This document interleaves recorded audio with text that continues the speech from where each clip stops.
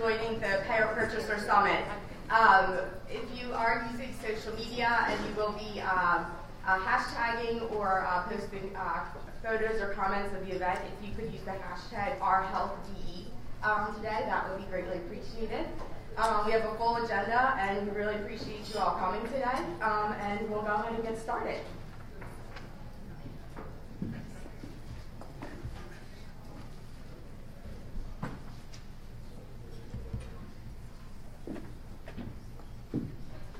Good morning, everyone. There's such wonderful energy in the room, and I hope you all are getting settled and taking a look at the materials in front of you. My name is Kara Odom Walker.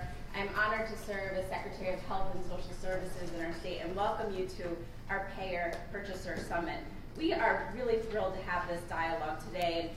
Unfortunately, Trinidad Navarro is unable to make it. He has the flu, and so I told him, thank you so much for not spreading it throughout the room today. We really have a big problem with this community and all of your familiar faces having the flu.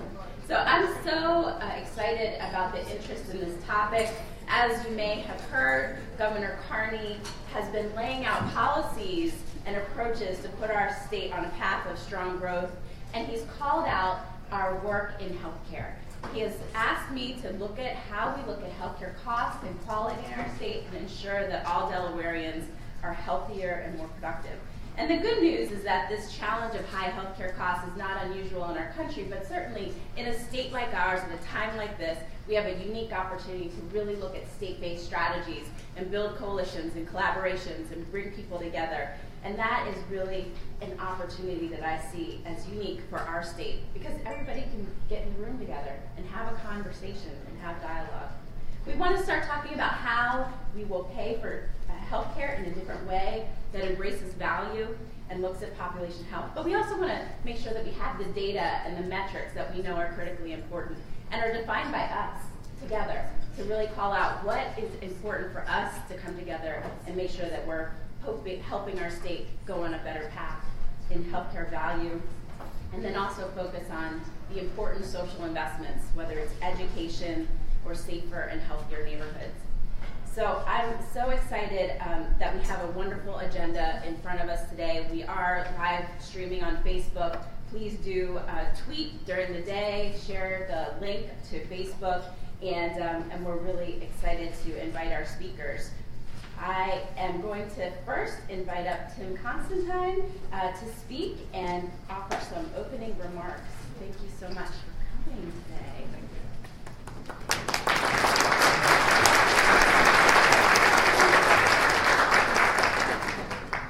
Good morning. Thank you, Secretary Walker. I'm delighted to be here. Highmark is delighted to sponsor today's event along with the Department of Health and Social Services and Secretary Walker. As you'll see, Secretary Walker arranged and her team arranged a really impressive group of speakers, and we're all very eager to hear from them. Just want to say a few thanks before we start, because I know timing is tight. One, thank all of you for joining us here and attending, and all that you do in the community to help our Delawareans. Secondly, wanted to thank Secretary Walker and her team for putting together another really impressive summit. I think this is the 5th or 6th one. And then I want to thank my colleagues from Highmark, particularly our president, Bryce Johnson, who traveled here from Pittsburgh to speak. We were hoping for a Steelers-Eagles Super Bowl, but we'll go with it. It would have caused a little bit of tension within Highmark, but we'll stick with the Eagles. But again, thank you very much for joining us, and really are looking forward to an impressive set of presentations. Thank you.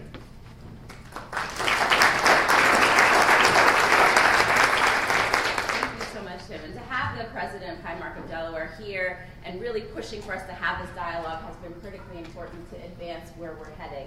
And we really are so pleased this morning to hear from regional and national leaders in healthcare. And I will ask you to please think about your questions as you hear the speakers give their remarks. Jot down the questions on the index cards that are available at your tables and at the registration booth. We can actually make sure if you have some, so if you need a few index cards, share them. Our first two speakers are going to describe innovative partnerships between health plans and health systems to look at how we deliver better value for patients and purchasers. What are these ingredients that are essential for this partnership to happen? What does a good partnership look like for patients, providers, health systems? And how do you pay the bills? So first, we're going to hear from Deborah Rice-Johnson, President of Highmark. We are so pleased she's here. She is the President of Highmark Health Plan and Diversified Businesses for Highmark. In this role, Ms. Rice-Johnson is responsible for providing senior leadership and strategic direction for Highmark's core health insurance business, serving 5.3 million customers and managing $15 billion in revenue. Additionally, she has responsibility for product development, provider networks, and reimbursement clinical services, sales, and operations. She's also responsible for Highmark's insurance-based subsidiaries, United Concordia Dental and HM Insurance Group. Thank you, Deborah. And again, a reminder to our audience while she comes up, if you have a question, jot it down and please continue to tweet at #OurHealthTV. Okay.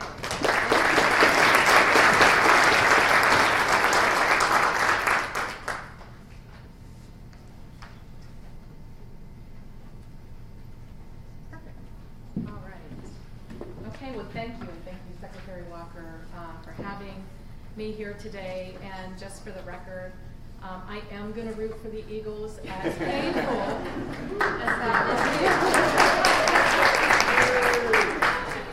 is. But I'm very excited to be here and to talk on this topic.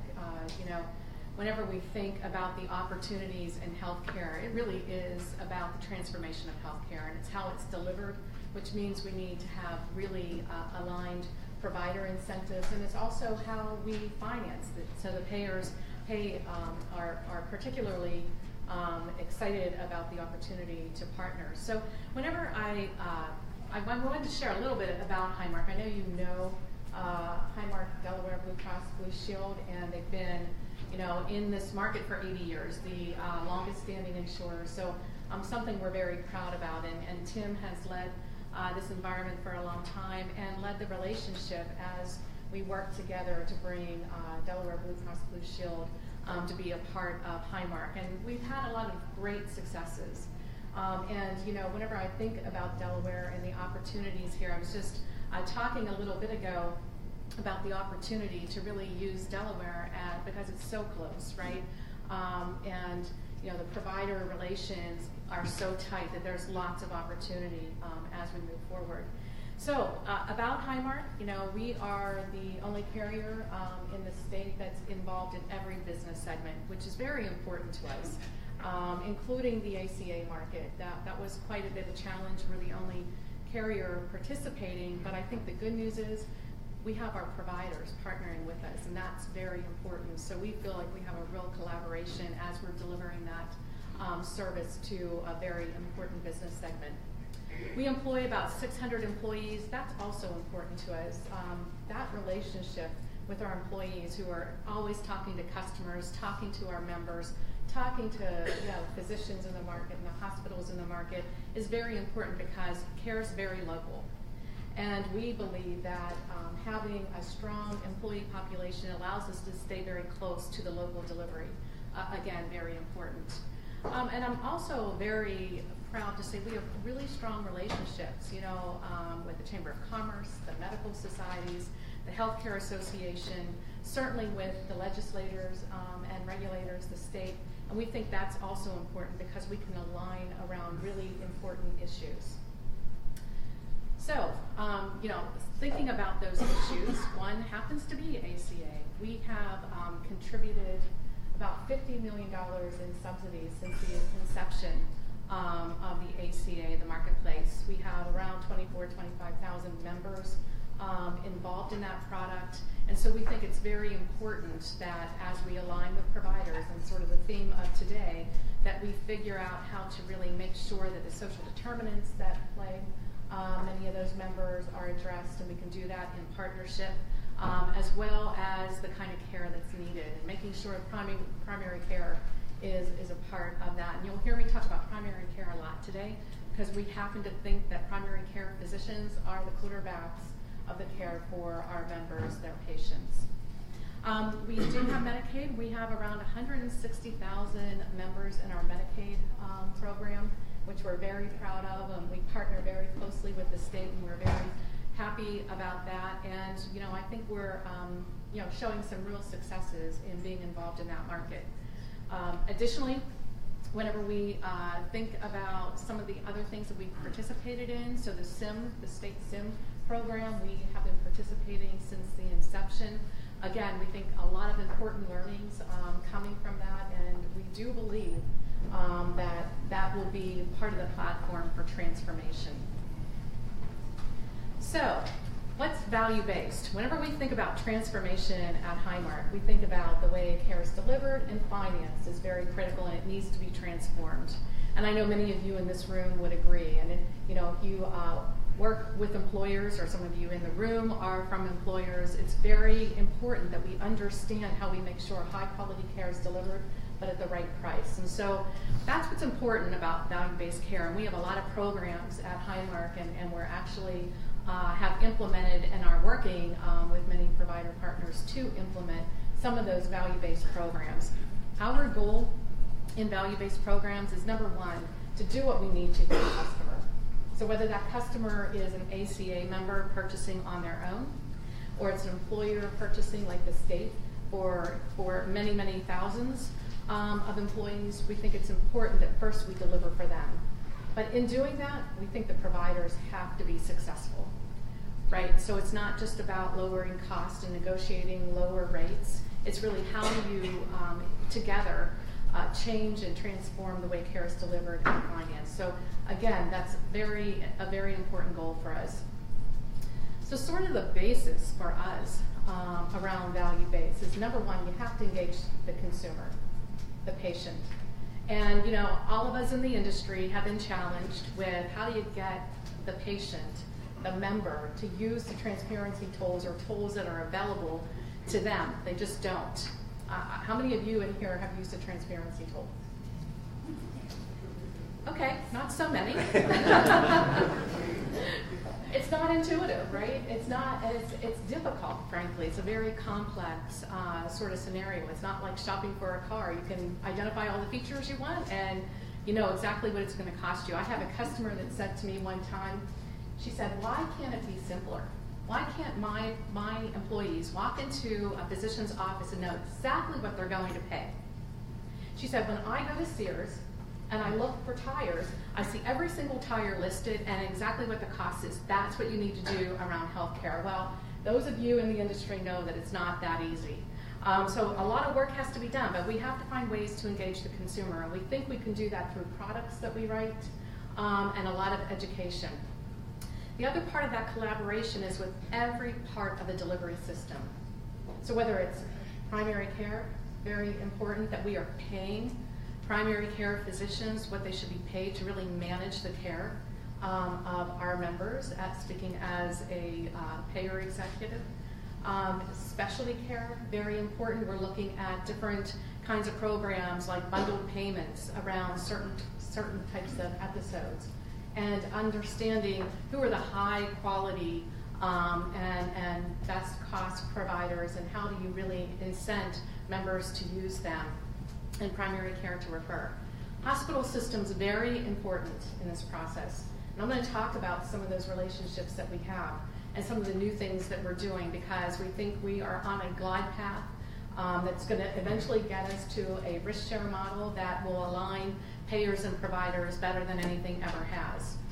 And then post-acute, also very important, trying to eliminate readmissions, assuring that whenever one of our members, one of the provider's patients leave a hospital setting for care and they go to their home or whatever facility they may have to go to, that we are doing the right things to make sure that they are compliant with treatment, they have access to the treatment that they need, whether it be prescriptions or even some of the social determinant issues, making sure they have access to food or other parts of the healthcare system, very important for us.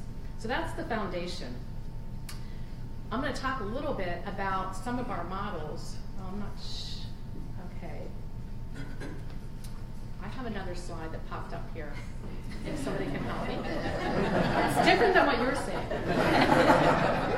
And if I had my glasses on, I could figure it out, I'm sure. So I mentioned we own a vision company? Okay. So whenever I think about partnership models, there are 4 cornerstones to our strategy. First is around population health. So making sure and taking better, making sure that we have better capabilities around the data we have. You know, between the payer and the provider, there is so much rich data, and yet we haven't built, we're an industry that hasn't spent a lot of time building great insights that lead to better outcomes for our patients. Well, we're all starting to do that. A very important cornerstone. Network design, also critical. So whenever we think about highly effective networks, it's networks where we are aligned with the provider in delivering the right kind of outcome. So, you know, for me, it's always the 4 pillars are, you know, making sure it's high quality, affordable. So that affordability, a really important component. Making sure that the right kind of access, whether it be in the hospital setting or freestanding setting or access to a primary care. And then last is the experience. I should say last but not least, the patient experience is very important to us. So those networks are very powerful, and we're starting to build products, which is the other cornerstone, that really help us understand and help members understand the kinds of providers that are going to really provide what's most important to them. And employers are really engaging in that, in those kind of products. So, you know, it could be as much as the member liability is much less or maybe nothing if they're seeing a highly efficient and effective provider. And then lastly is the provider reimbursement, and I'm going to talk more about that. We think it's critically important that we're paying and aligning around payment. And so whenever we think about how we can collaborate with providers, it's really about how you engage in all 4 of these components of our strategy, and that also includes how you pay, and that's a critical part. And also using data to understand that so that we're both successful in that equation. Whenever I think about hospital partnerships, we have a whole spectrum of relationships. Some are just contractual, tend to be shorter term, you know, 3 to 5 years, and you negotiate that, you know, every contract period. And those are good partners, and we do have some value-based programs layered on top of that.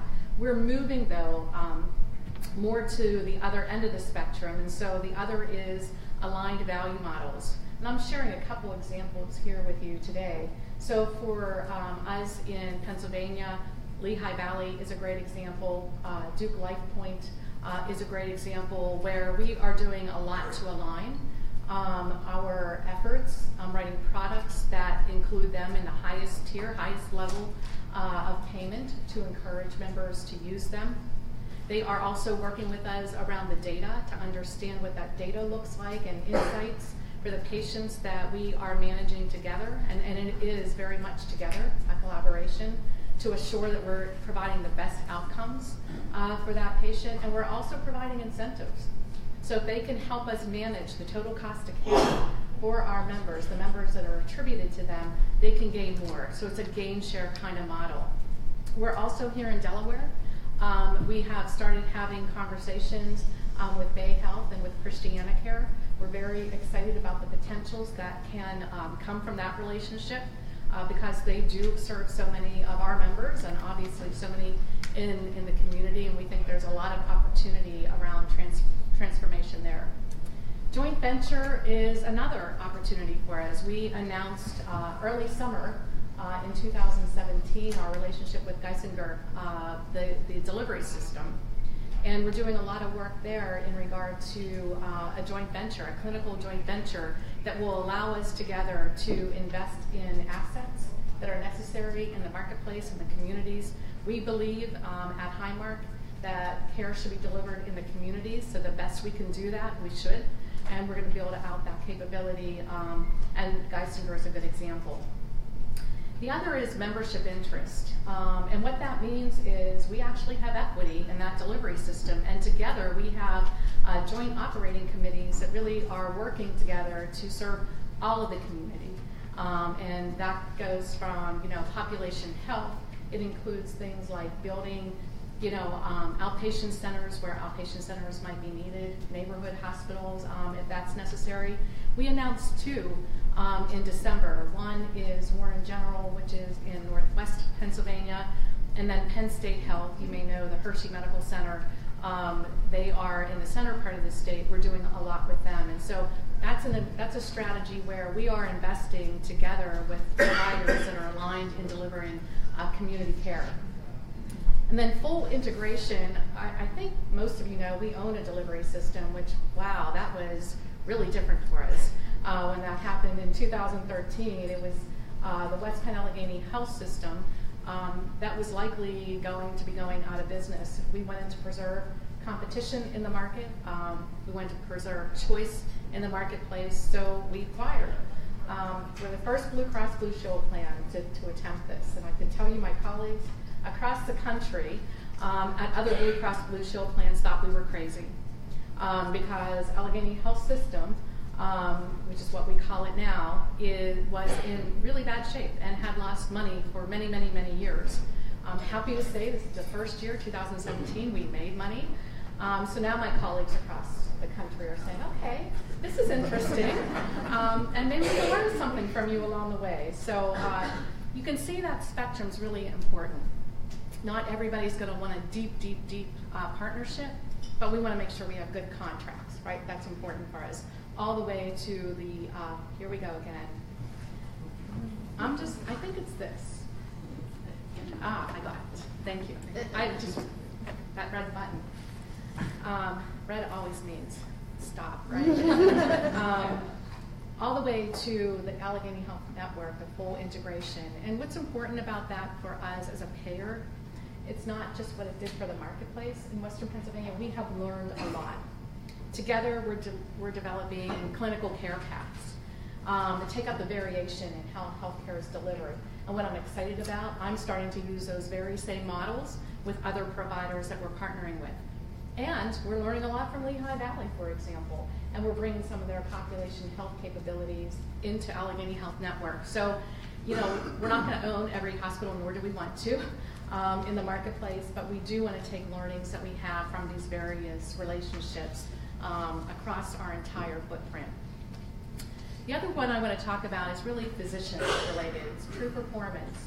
And what I like about true performance is it's really, and I'll share that with you, it's really showing a lot of benefit to our customers, both in quality as well as cost. So it's the first program that we implemented that does have both quality and cost assessments as part of the program. So we have over 1,500 practices in Delaware, West Virginia, and Pennsylvania in this program. So nearly 2 million of our members are attributed to these practices that are part of this program. So we're already starting to see a big benefit across a large part of our membership. In Delaware, you can see we have a significant number of our members, 114,000, a little bit more now, that number's a little bit stale, involved and engaged with practices that are involved in this program. That's very important to us. I think, if you look at the results, 23% lower ED rates for those members that are attributed to one of the primary care physicians that are in a true performance program. Very important. And great results whenever you look at admission rates. So we're seeing really good outcomes, and we've only been in this environment here in Delaware since 2016, I think, Tim, right? So a lot of good progress. I'm not going to talk, because I know we're limited on time, but around the True Performance Program, we're not just stopping there. We're evolving to other programs that will sit on top of it. And so whenever we think about our True Performance Program and how we can tailor it. So, we have providers here in the room that are in this program, and we've tailored it to meet the needs of that patient population and that provider. You remember early on I said our goal is to deliver for our customer what they're asking us for, but make sure the provider is successful, because nobody wins if you're not approaching it from that perspective. And so we are open to tailoring the program to make it fit the needs of both the provider and that patient population. We'll be doing a lot around high-value networks, and we're starting to work on, just like we have network products that have fewer hospital systems in based on their outcomes, and provide our employers can purchase those. We're doing the same thing with physicians, both primary care and specialty. Again, it's the way we can really educate the members on how to use the healthcare system. Because remember, we don't use those transparency tools. So this is a way to help assist them in that process. And then, just a good look at the partnerships we have here. I don't need to talk about them, but we have varied programs. Again, CARE's local, so the programs we have can be tailored. And the good news is we have enough members with each of these delivery systems with many of the primary care practices that we can make it work and be flexible in the process. So whenever we think about the work that we're doing across all of our footprint, we have all of that work going on here in Delaware because we think that is very critical, and oftentimes we're able to test some of those products out here or take what we've learned with Allegheny Health Network and bring it here to create a lot of success. So you can see the continuum is not just around provider delivery systems, which is very important to our strategy, but it's also around how we engage physicians and post-acute care provider systems. Now you may be asking, some of you either are involved or are an employer who have employees outside the region or happen to use care outside the region. Blue Cross Blue Shield has a program called Blue Distinction. And I'm happy to say that many of the providers, many of the hospital systems here in Delaware are involved in many of those programs. And so Blue Distinction, we have 7 areas that we focus on because those are high cost areas, and we keep adding to it as a blue system across the country. Happy to say that several of the hospital systems here are engaged in many of those, and that's really important. What that means is it's high quality and it's affordable care. And what I like about it is it allows hospital systems that are doing particularly well in one of these areas to actually be a destination site for other Blue Cross Blue Shield members across the country. And so I encourage the provider systems that we work with. Let's figure out how to get you engaged, because I would love nothing more than to be attracting members, from Ohio into Pennsylvania or West Virginia, or from Delaware, looking at what we could do to really attract and bring members, even from Philadelphia into this environment. So we think that that's good news. So we've had really positive outcomes.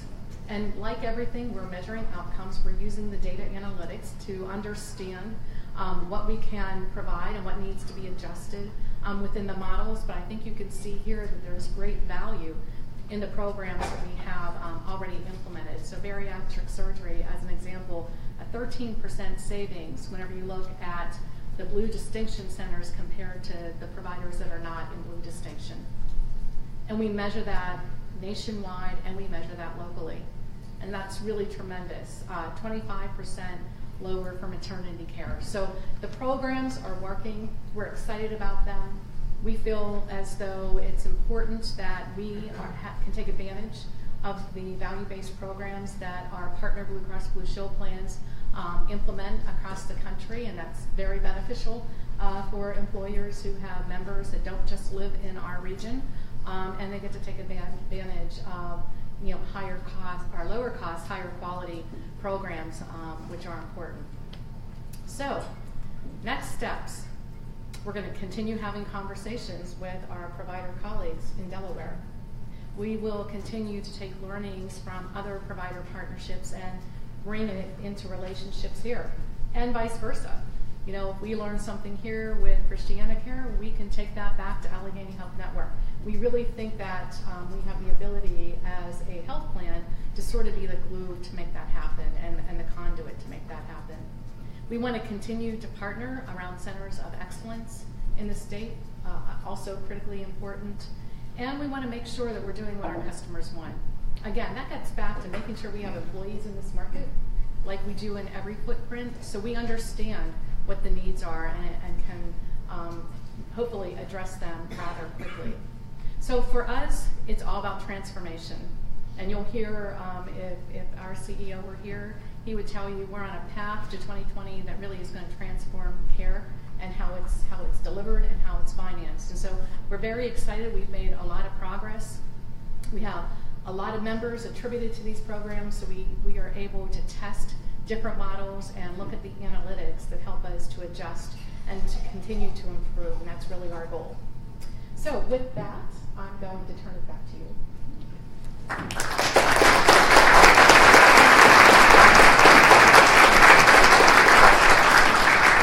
you so much, Deborah, and even more, thank you for all of your leadership and sharing those next steps. We will continue to partner in new ways, and hopefully many of you had a chance to see our press release where we talked about how the Medicaid managed care organizations have taken the concept of value-based payments to the next level. We're very excited about that work. Thank you. So our next speaker is Stacey Connolly, the CEO of the Alliance of Community Health Plans, and I know many of you are writing down your questions, and I know the first two speakers are excited about your questions, so I'm going to have a panel at the end, and please do generate those questions, but we're really pleased Stacey was able to join us today. She's a nationally recognized health leader who took over as president and CEO of the Alliance of Community Health Plans in January 2016. She works with some of the most innovative executives across the country that are really focused on high-quality, community-based, evidence-based, affordable care. And she's really passionate. She's been passionate in her entire career about these issues, about how we really look at our system issues and how we make sure that we're transforming care. She spent more than a decade in healthcare, first as a national correspondent. Many of you may have read her articles in the Washington Post, and then in thought leadership roles at 2 international consulting firms. She is a leading thinker in disruptive forces shaping the healthcare industry and has been a trusted advisor to executives who share her commitment. And we're so pleased that she's able to be here and share her perspectives today.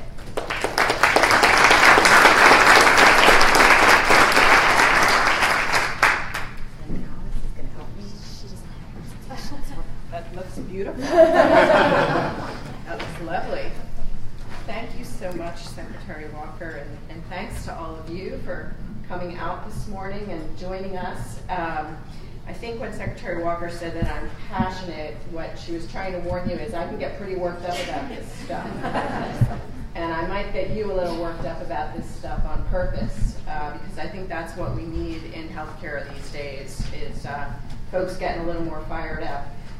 First, well, who the heck am I and why am I here? So you probably haven't heard of the Alliance of Community Health Plans, but you probably have heard of many of our members.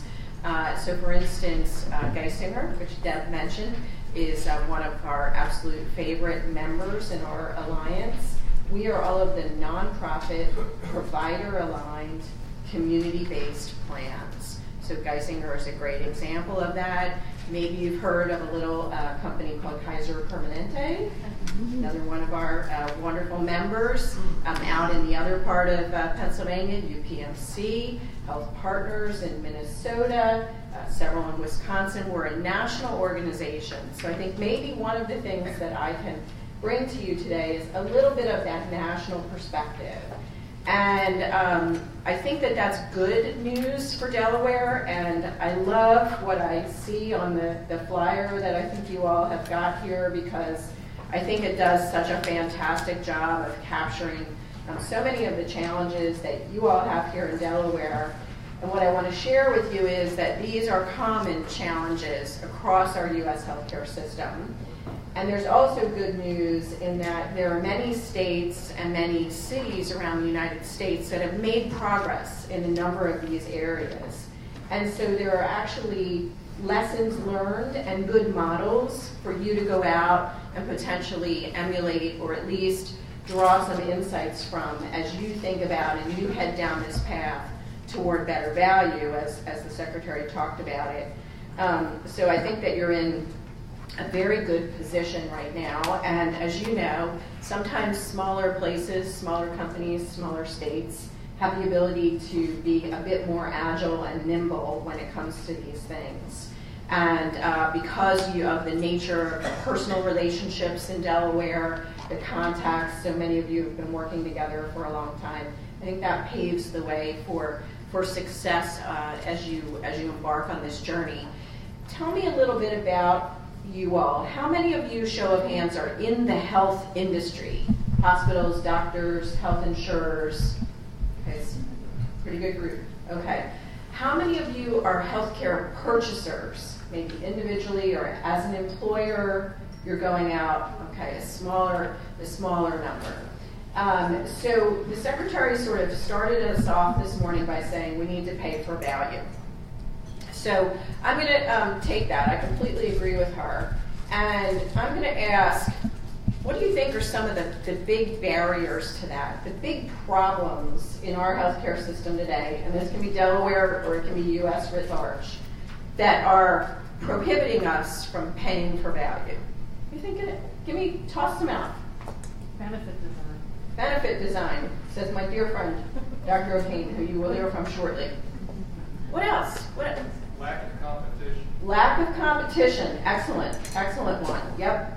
And the current trend toward consolidation, all of the M&A activity that you see right now in the industry should be cause for concern if you are a purchaser or a consumer, because very rarely have we seen that result in lower prices for consumers. Okay, I'm a big consumer advocate. What else? Do you want to hear the one that really bugs me? We don't know how much individual things cost. Cost, exactly. And you heard this from Deb this morning, right? When you go to buy that red sweater that you're in love with, you probably know how much it costs, right? Or you go to a restaurant and there's generally prices for the meals. If you go to one of those really fancy places that don't have prices, I envy you. That's my dream, to be able to go to those kind of restaurants. But honestly, nothing else in our existence do we just simply say, yeah, I'll take that new car. It doesn't matter what the price is. I'm sure you'll let me know later. You'll send me a bill later and I'll just pay it. Or I'll fight for a while, but eventually I'll have to pay most of it, right? That's pretty infuriating. The one that really is agitating me more and more lately is fee-for-service medicine. Everybody know fee-for-service medicine? You pay each time a doctor does something to you. They give you a test, they operate on you, they write a prescription, they sit and talk to you. They have to do something to you to make a living. Now, I was a journalist for 25 years. And if my editor had said to me, we're going to do fee-for-service journalism, you're going to get paid by the word. Every time you do something, every time you type a word, you're going to get another nickel. Well, what do you think my stories would have started to look like? Right? Not because I'm a bad person or evil, but I need to work within the system to make a living. So that's how doctors and hospitals today make a living. The only way they get paid is if they do something to you. They don't get paid if you stay healthy and you go to work and you never get sick and you never go to the doctor and you never take a pill and you never get an x-ray and you never get a surgery. They don't make money for keeping us well and healthy. So when you hear buzzwords like pay for value, what we're trying to get at is health and wellness and getting the positive. Yes, we all occasionally get sick and need treatment, and we need to pay for that as well. The United States is incredibly good at acute care. We are phenomenal at the person who has a heart attack, gunshot wound, falls over and breaks a limb. We're fantastic at that in the United States. We're not so good at the basic staying healthy and well. So you've probably all heard that we pay more in this country per capita on healthcare than any other place on the planet, right? You've all heard that. And in fact, looking at your Delaware statistics, you all are paying more than most people in the United States as well. So you should be pretty darn mad right now, unless you're going to convince me that you're the healthiest people on the planet. Okay? So the concept of value is you get your money's worth. We in the United States, as a population, are not getting our money's worth for all those dollars we're paying on healthcare. If you look at international data collected comparing industrialized nations, okay, we're not talking third world here, we're talking about countries that are modern and we compete against in every other measure, our health outcomes are fair to middling at best. What are we really, what's the one measure, what's the one health measure that you think the United States shines at? It's a slightly trick question. What are we really good at here in the United States, do you think? High-tech care. High tech, almost. Cancer.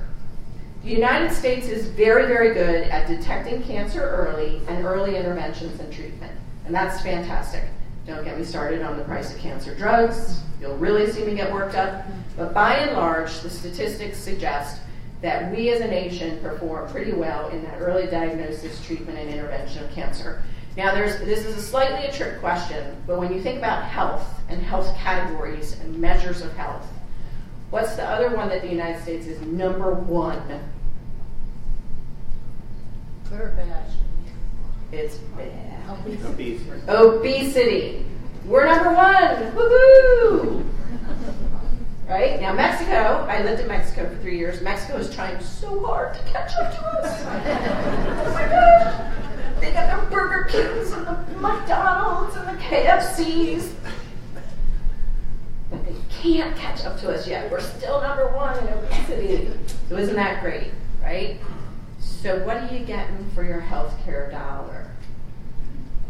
5% of the population, just about anywhere, 5% of the population in the country, 5% of the population in your company, in your local town, almost anywhere that you go and do this, 5% of the population is consuming about 50% of the healthcare dollars. So stop and think about that for a moment. Who are those folks? Occasionally it is somebody with a horrible cancer, and it's $1 million case. But more often, those individuals have what we refer to as chronic conditions. Many of them related to obesity and other lifestyle, we call them lifestyle behaviors. So smoking is the big one. Smoking has actually been a brighter story in our nation's health history than just about anything else, and I would suggest we need to learn from that experience. But when you think about diabetes, when you think about asthma in this country, if they're not entirely preventable, you can certainly anticipate them, and you can go a long way in forestalling the impact of those chronic conditions and managing them very successfully. So there's a lot of great opportunity here within what feels like a little bit of a bummer of a situation, to tell you the truth. If we all were being hit with horrible stage 4 cancers or brain tumors, that would be an incredibly overwhelming task for us as a nation. But we actually know what to do about diabetes and pre-diabetes. We know what to do for asthma. And a lot of it is pretty simple and pretty affordable things. So as you're contemplating how you want to get better value for your healthcare dollar, I want to suggest to you that there is a lot of not only common sense, I'm big on common sense if you haven't figured that out already, but there's also a lot of compelling data to suggest that this idea of going to some of those basics, some people will call it wellness, prevention, some of it is screening, although not always. That's a little bit of a more complicated picture when you look at the data. But you look at the data and you can see that you can make incredible progress, whether it's you personally, your family, your community, your employment, etc. So a lot of bright spots. So that's a bit about, gosh, what's wrong with the system? Where do we need to focus our attention? I hope I've got you thinking about chronic conditions, basics, prevention, wellness, well-being. I hope I have you thinking about that 5% of the population, wherever you are, How can you tailor programs to those individuals? How can you make sure that you're motivating them on the path toward wellness and well-being? A lot of attention to focus on them. So now let me share with you, because one of the things that I was asked to do, and I'm going to keep on time here, was to share a couple of successful strategies that we see in our organizations. Many of our member organizations are what was at the far right end of Deb's screen, integrated. They are integrated delivery systems. And I'm pretty bullish nowadays, after studying and working in this field for 15 years, that the more that we have the health plan, the insurance arm, and the providers, doctors, nurses, hospitals, community workers, nutritionists, pharmacists, the more that they're working in partnership together on behalf of you, the more successful they're going to be in keeping you healthy and well and keeping costs down. Why? It goes back to my beef with fee-for-service medicine. In fee-for-service medicine, everybody's out for their piece of the pie. And there's only so many pieces in that pie. So they got to fight for theirs. If they're together in a partnership and they're going to be paid a certain amount of money, sometimes it's called capitation or a bundled rate, whatever it is, but if they're going to be told, here's the amount of money, you guys are going to have to get together and work together and keep this patient healthy and well for X dollars. The incentives are completely flipped around, because now they're incentivized to do it right, do it the first time right, not to have mistakes, not to have errors that are costly, not to do extra procedures, extra tests, extra drugs, because the money essentially comes out of that slice of the pie. So it's really about getting financial incentives aligned on behalf of you. So a couple of examples. One, I'll tell you about Health Partners, one of our members in Minnesota. And this is a fully integrated delivery system. So they've got the insurance side with all of the great providers as well. And so they've been spending a lot of time focused and investing real money in health and well-being. Well, what does that mean? They focus a lot on that 5% of the population, and they, what Zeke Emanuel likes to say, lavish attention on that 5%. Now that seems kind of counterintuitive, like, man, no, those 5%ers, those are the ones that are sitting around on their butt eating Doritos. Why are they getting all the attention? Well, they're getting all the attention because they're costing you a lot of dough, right? And they need some help and they need some support.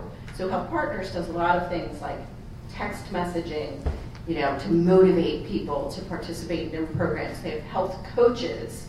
They call them up, they email them, they do virtual visits. They bring them into a sense of community and they engage them. Deb talked a lot about patient engagement. You've got to really bring them into this process. You include pharmacists. Who do you see in the healthcare system most often? Probably your pharmacist, right? That's probably the person that you engage with more than a doctor or an x-ray technician or somebody in a hospital or anything else. So get the pharmacists involved, nutritionists, etc.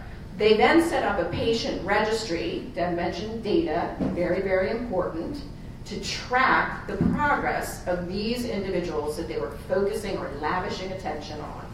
Well, what were some of the outcomes? Okay, so they focused on asthma control.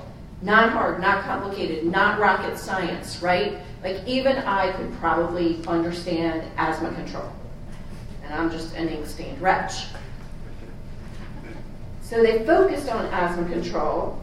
They reduced hospital admissions for that group of patients by 58%. Fantastic, right? It was asthmatics, 58% fewer admitted to the hospital. Huge win. Now, if Health Partners didn't have the provider side and the plan side, maybe wouldn't have been a win, right? Because if you're a hospital and you have 58% fewer admissions, what's happened? You've lost revenue, right? Why do I hate fee-for-service medicine? Because in most places, the hospital is looking at that. They may not say this publicly, but that's not an entirely good outcome. They just lost all those paying patients. So this is why I'm a proponent of bringing everybody together and pairing them. Another quick example, they have something called RX Checkup. Again, targeting patients, using a pharmacist with high-risk patients. They focus on disease management, things like diabetes control. They send the reminders. They had an 89% improvement in diabetes control. And what does this also mean for your community, your family, and your workforce? Way higher productivity.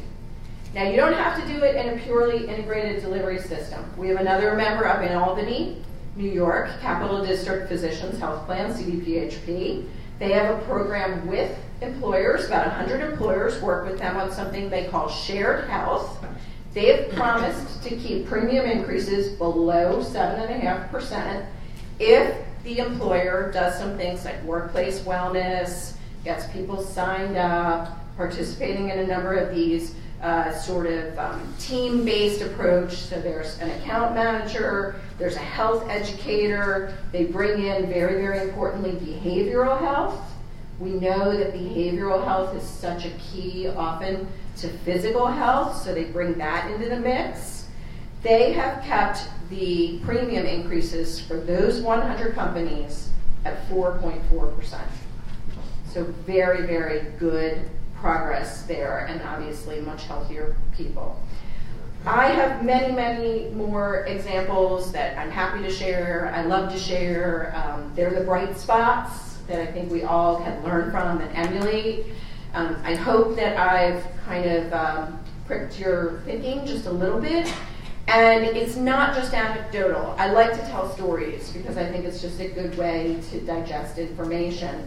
But I do want to convey to you, and you may hear a little bit more from Peggy on some of this, that there are measures out there. And so, for instance, you may hear about the CMS star ratings for Medicare Advantage, or you'll hear about Peggy's NCQA ratings, HEDIS ratings. There are a number of them out there, maybe too many right now, to tell you the truth.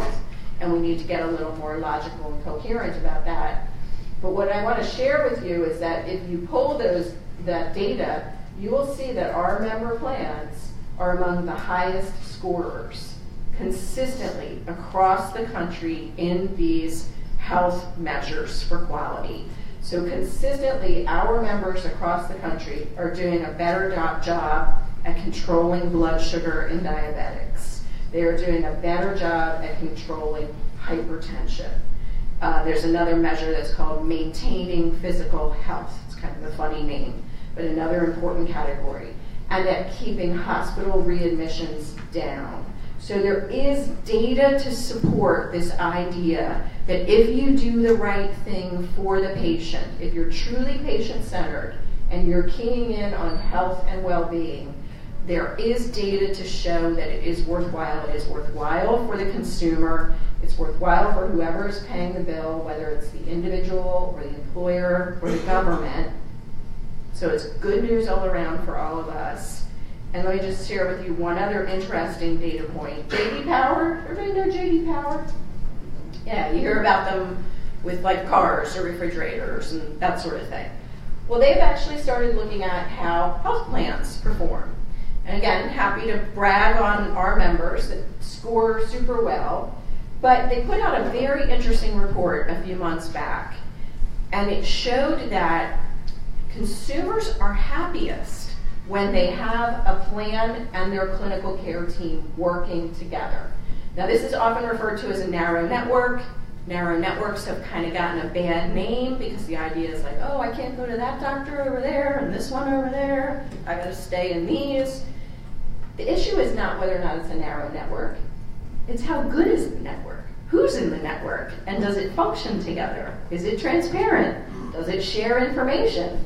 Can you get your information easily, right? Those are the questions to ask. It's not whether it's broad or narrow, but what is it about that group? And what J.D. Power found is that consumers are happy in those arrangements because the phrase they used is it's less friction. What they meant by that is consumers, every time you call a doctor's office and you say you want to make an appointment, and then they say, is this covered by my insurer? Well, you're going to have to call them. And then, of course, you make that call and you're transferred 3 different times and you say a bunch of curse words that I won't say now, and you're really starting to get agitated, and then you finally get an appointment 3 weeks from now, and you go, and you got to give them all the paperwork over and over again, because why isn't healthcare fully electronic and all in my mobile phone? I don't get that at all, right? And you got to go through all those hassles, and then you finally get in, and you sit there on your paper towel for like 2 seconds, and then a whole bunch of time goes by, and you get this crazy bill. And you're like, I thought I called about this. Well, you asked this question, but you didn't ask that question. That's the friction.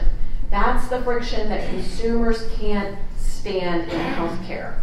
The closer and closer we get to those partnerships, those true collaborative partnerships, again, where they're sharing the money, they're sharing the data, they're being transparent, they've got their incentives aligned so that they're focused on you, what you want, and your well-being, the happier we're all going to be. Thank you.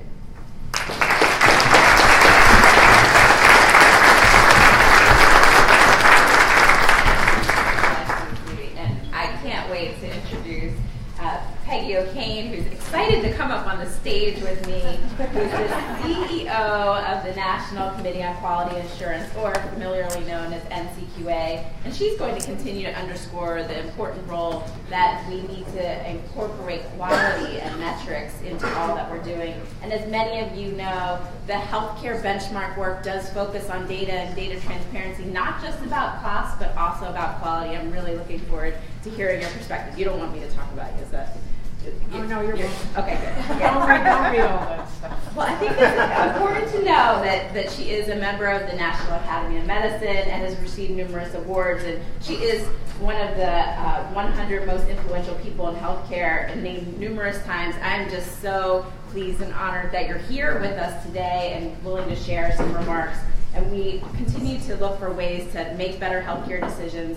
NCQA did share formal public comments in our Road to Value, which I think are important for those of you who have not seen them. Please take a look, because I think it's another way to underscore what we need to do around quality in our state. Thank you so much for being here.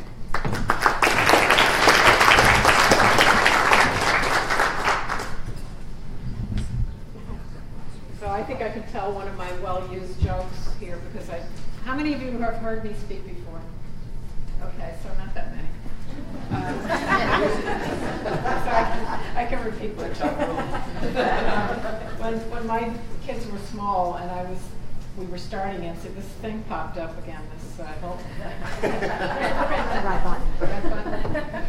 I got it. I was watching a baseball game with my daughter, and the phone rang, and I went out of the room, and I came back, and I said, "What's the score?" And she said 3-2. And I said, "Who's winning?" And she said 3. I'd like to say that I think that's what a lot of people think when you show them quality data. But we've done a lot of focus groups and so on, and people say things like, "I didn't want to get a PhD in this." So I think we have to be humble about the limits of transparency and wonkery, which many of us kind of help drive. So I'm very happy to be here today and to see you all. And we've been excited that Delaware has been trying to work on reforming healthcare delivery and getting better results for you're the second highest cost state in the country, right? Does everybody know that? Third highest? Give me more problems. Okay, excuse me. How many of you are from health plans? I know it's a payer thing, right? And don't raise your hand like this. Okay? How many of you are from delivery systems? Hospitals? Okay. I'm probably going to annoy many of you today. Pardon me. And I'm going to be talking a lot about some of the same themes that Cece brought up about costs. And why should we be caring about healthcare costs before I get into who is NCQA and all that stuff? Well, healthcare is chewing up more and more of our national resources. It takes money from playgrounds, from schools, from roads, I mean, things that really drive the quality of life for Americans.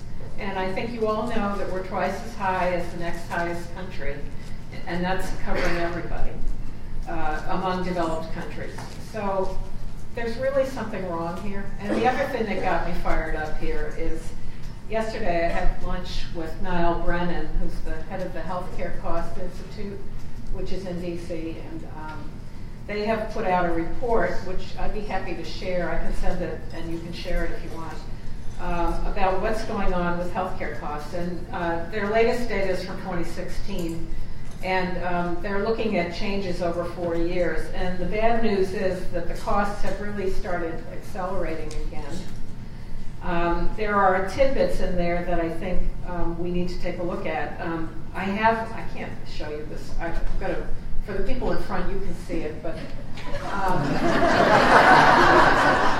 what it's saying is that people are not going to doctor visits much anymore, and particularly hitting hard the primary care visits.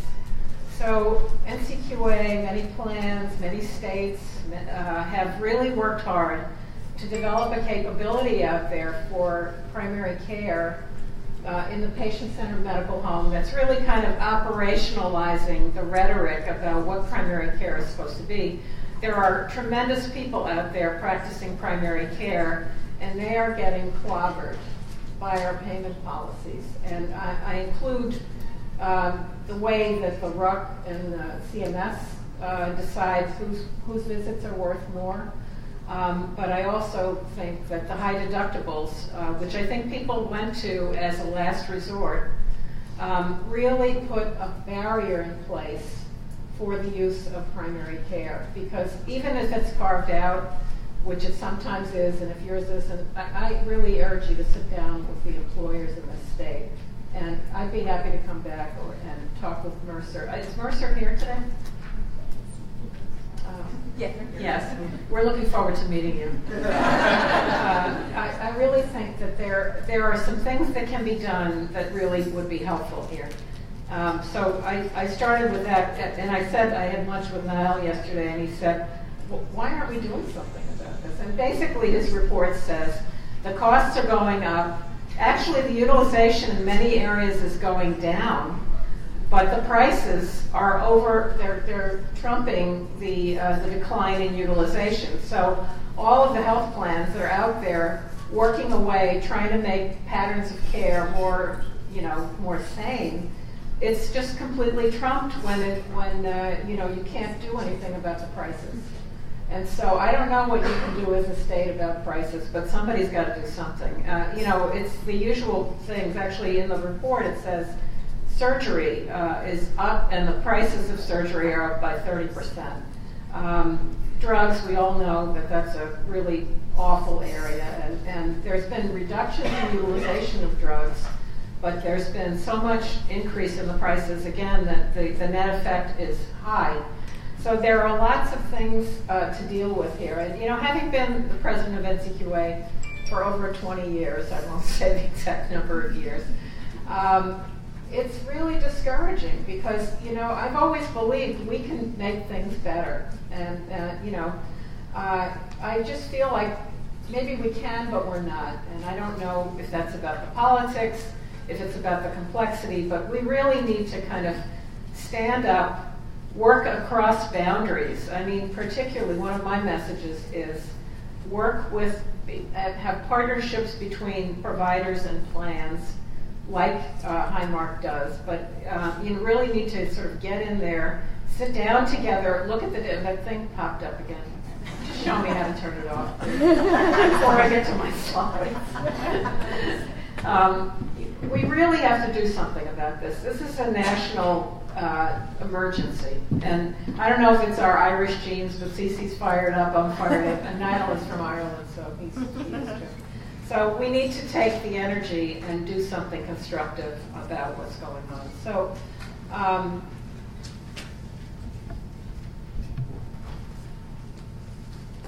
right. Oh, I'm going the wrong way. Okay. Oh, there we go. So NCQA is all about measurement, transparency, and accountability. So we measure, HEDIS, as Cece said. HEDIS actually is the backbone of the STARS system for health plans. I want to make a comment about the STARS system. I mean, it could be better. There could be better things in it. But, we're all kind of held back by the current state of data and so forth. But the genius of the STARS system is that the people that crafted it understood that transparency only goes so far and that people don't want to get a PhD in quality measurement. And so what they did was they created the system, the stars people do get, and then they said, if you are a 4.5 or 5-star plan, then you get paid more. You can put that into enhanced benefits for your MA members. And then they will, if they're calculating how much are they going to pay out of pocket, they'll go to the 4.5 and 5-star plans. And that has worked. It's like, I think somebody did a calculation, it's like an 11% lift from each star. And I think what we've seen is plans have put enormous energy into getting those star ratings lifted, and now we've got a sort of crowded at the top end effect. And I think there's a lot of discussion at CMS about raising the bar, which we have room to do. But I wanted to say that even though your first impulse might be just put the data out there, that really rarely works with anybody, including me. I mean, I just bought a new car, and I think you were talking about buying a car. I have to tell you, it wasn't that simple for me. And yesterday I was trying to.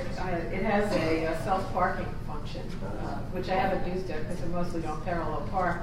But I was in a parallel parking situation, and I couldn't find the button, and I thought, I bet they sold me the one without the self-park, but it was just there. So you know that we accredit health plans. We recognize PCMHs, and we're happy to be doing, we're not the designated PCMH provider here, but we wish we were because we think our program is the best. And we do have 50,000 primary care physicians and nurses in the program today, and we're very proud of that. And it's those people that are really doing the hard work of healthcare, and that we need to make it worth their while. If there are not incentives for people to do PCMH, many times they won't do it, or if they do it, they kind of it doesn't really get them where they need to be. So payment and also sharing data with them, offering them help with care managers. I know in the Hudson Valley, they embed care managers in the practices. I went and sat in on a care management meeting at one of the big primary care practices in Hudson, New York, and it was really awesome. There was this person that the plans had collectively paid for, who was kind of riding the circuit and meeting with the nurses and the doctors in the practice. And really, they were talking through Mrs. Jones, who was one of the 5%, right? And what were they going to do about her? And it was all good. It was all quality-related stuff. Really, there's no substitute for cooperation. The primary care physicians are your allies in the plans. I think you know that. And by the way, there's another thing that I should say. This may make some people unhappy, but it depends on where the primary care physician works. So if they're in a practice that's owned by a hospital, the results economically are not as favorable as when they're not. So, I mean, I think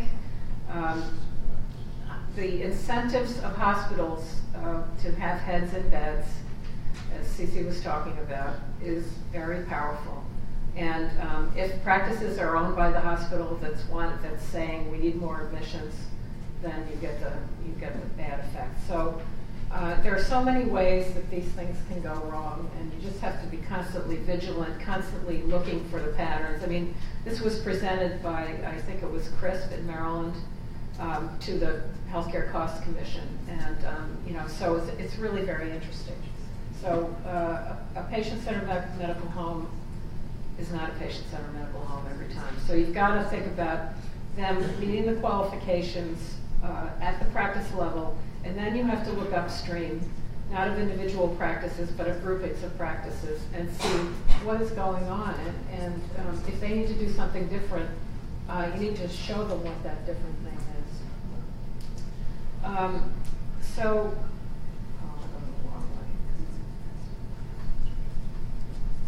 So keys to accountability, well, measuring and reporting performance. I mean, if people don't know what they're doing, I mean, if they don't see what actually is emerging. I remember when we started measuring HEDIS, we got these results that were like 30%, and everybody was like, you got to be kidding me. Like these were kind of in the beginning, people thought they were no-brainer measures, like childhood immunizations. And over again, people found out that their performance was not something that they were proud of. And over the years, I think the plans that are reporting and being rewarded or held accountable are doing a fantastic job. And it is hard work. Establishing the patient-centered foundation. Let me say, I think that one of the things that hasn't been exploited is aligning the incentives of the patient with what the state wants, with what payers want, and with what the purchaser of care, the employers want. So, I mean, a narrow network. If you have an outstanding narrow network, make sure that when people go to it, they have a positive experience. Make sure that their quality is good and better than the rest. And then give the patient an incentive to go there and to stick with it.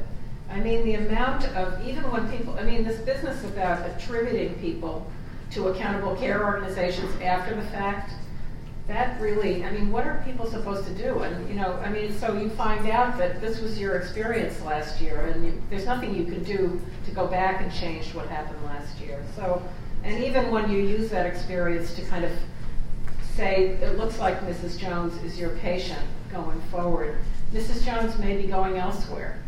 There's a lot of what they call leakage. So I really think that we need to think of a better name for narrow networks too, I think. But we need to think about what would it take to make people really want to go to these narrow networks, and what is the sort of agreement that can be reached between the plans and the purchasers behind the plans and the candidates to be part of the narrow network. And it has to be patient-centered, it has to be high quality, and patient-centered in a way that the patients can feel, where they actually feel like I'm being cared for here, and they know me, and I'm not filling out the same, stupid piece of paper 25 times every time I go to a different doctor. So I think there's something there, and we really need to work that. So this is and you may know, I think the plans know, that NCQA rates health plans. This is for commercial. Medicare does it for Medicare plans with their STAR system. We do it this way. And we used to have levels of accreditation that were like excellent, commendable, accredited, sketchy. We've taken the ratings that we've been doing sort of in parallel, and this is the way it's going to be displayed. So yellow is, it's kind of okay, but not great. And there's one red. I'm not reading names. I hope you can't read that. But I think that for you, there are ways of setting targets and of rewarding people for achieving targets with Medicaid. I just put that out there. Politically, it's hard, but your governor has shown a lot of interest in this, and so, and then for those of you that would fight the politics, I hope you won't. So here I had to bring my glasses up here. I hope you can see it. So those were bundled. Those ratings were bundled. Let me show you. So it's consumer satisfaction, prevention, and treatment are the three categories that we've bundled the measures into, and that's what the results are. But I said let's break out some of the diabetes or diabetes or blood pressure measures. So let's focus on the bottom one because it's less of a mess than the spaghetti on the top of that slide. So that's blood pressure control, right? It's not easy, but it's kind of a simple measure to understand. And the blue line represents the Delaware plans, and the dotted line represents the average in the United States. Okay, so that's including many poor states. You know, it really, and as you can see, it's going down compared to the average. This thing has popped up again. If you just tell, oh, it's that red dot. Is that the one closing? Somebody should tell hotels that this is happening. They really want us to get the internet. Oh, is that it? Anyway, so I just wanted to show you that you have opportunities here. When those people that are walking around with that high blood pressure, so this is lower than, it's like in the 50% control range. When those people are walking around like that, they are a time bomb waiting to go off with strokes, with blindness, with, you know, with kidney disease, with heart attacks. They are candidates to become part of the 5%. And so, you know, I think some goals about some of these really kind of simple measures, don't make it too complicated. Make sure everybody understands it. Have a PR campaign so the citizens understand it. I think you have the right people in the room and on your commission to make this happen, and the governor can even talk about it. So people do care about the quality of health care, and they don't want to get down in the details, but they understand that that quality varies, that it matters a lot, and they want to have high quality care, and there's no reason they shouldn't in a state like Delaware. I keep banging on the wrong thing. I'm not going to show that one. So again, I think I've said my pieces about patient-centered medical homes. But again, I think make sure you make it worth their while. Make sure you're studying how they're doing. And again, you can't do much with small individual practices, but you can with larger groups. You can look at utilization of specialty care. You can look at hospitalizations and so forth. So patient-centered medical homes are not a strategy in themselves. They are the building block of a strategy, and that's what that's meant to represent. So what you really want, and I'm sure that if you were to have a meeting between representatives of primary care practices and plans and others that are in that chain, they could come up with really some great strategies that will help you all have the win-win that you need in Delaware. So I really urge you to really work this.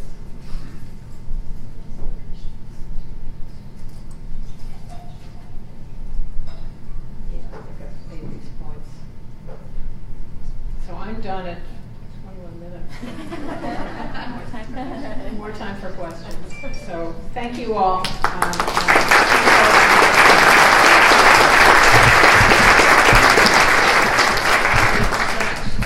You might want this in case we need to show more diagrams. Really excited to transition to this next segment. Our next group of speakers is going to highlight the important role of employers and employees and how they can ask and work to get better value out of our healthcare system. And as many of us know, we're covered by health insurance, plans that may be offered by our employers, and average premiums are rising dramatically. And I think this is where we have ongoing conversations with state employees and others up and down the state that healthcare costs are growing. It's affecting the choices that small businesses are making. It affects economic development in our state, and certainly something we want to figure out how to address. I appreciate the ongoing conversation across employer segments. Unions are asking these hard questions, and I think this is a really important opportunity for us to think about how care is organized and delivered. Our next speaker, I'm pleased to introduce Neil Goldfarb. He's the CEO of the Greater Philadelphia Business Coalition on Health. He's the founding president and CEO of the Greater Philadelphia Business Coalition on Health, an employer-led nonprofit organization focused on looking at developing best practices for maintaining a healthy workforce and ensuring that health care is needed, that it's safe, high quality, accessible, and affordable.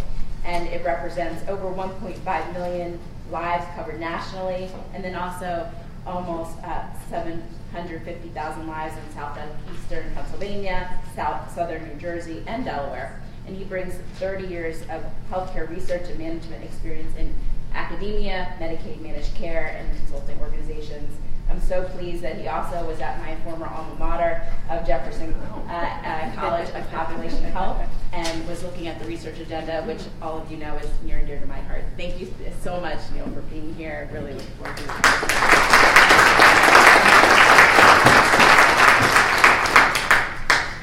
So while we're queuing up the slides, I'll say I agree with everything that CeCe and Peggy said, except I don't think you have to be Irish to get work done on healthcare. Great. Okay, so how do I advance slides here? Is the page now? Yeah, the arrows. Perfect. Got it. Okay, good. So we're good. So even though the name is the Greater Philadelphia Business Coalition on Health, we are actually the Business Coalition for Delaware as well. We started our coalition in the fall of 2011. We announced our launch in 2012.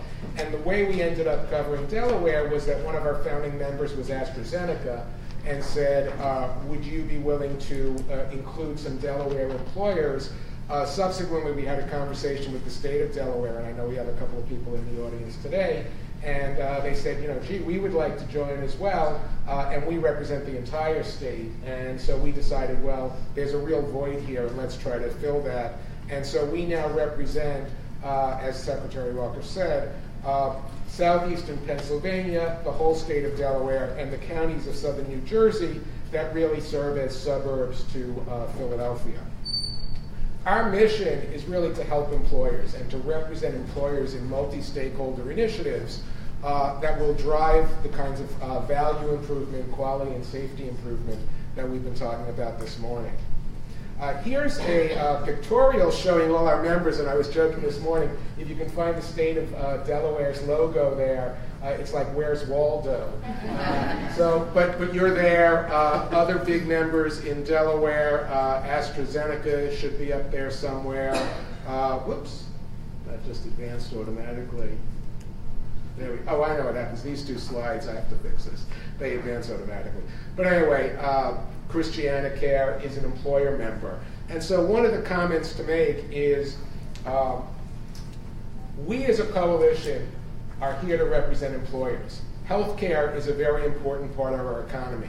And so if healthcare entities want to join our coalition, we say that's okay, we welcome you.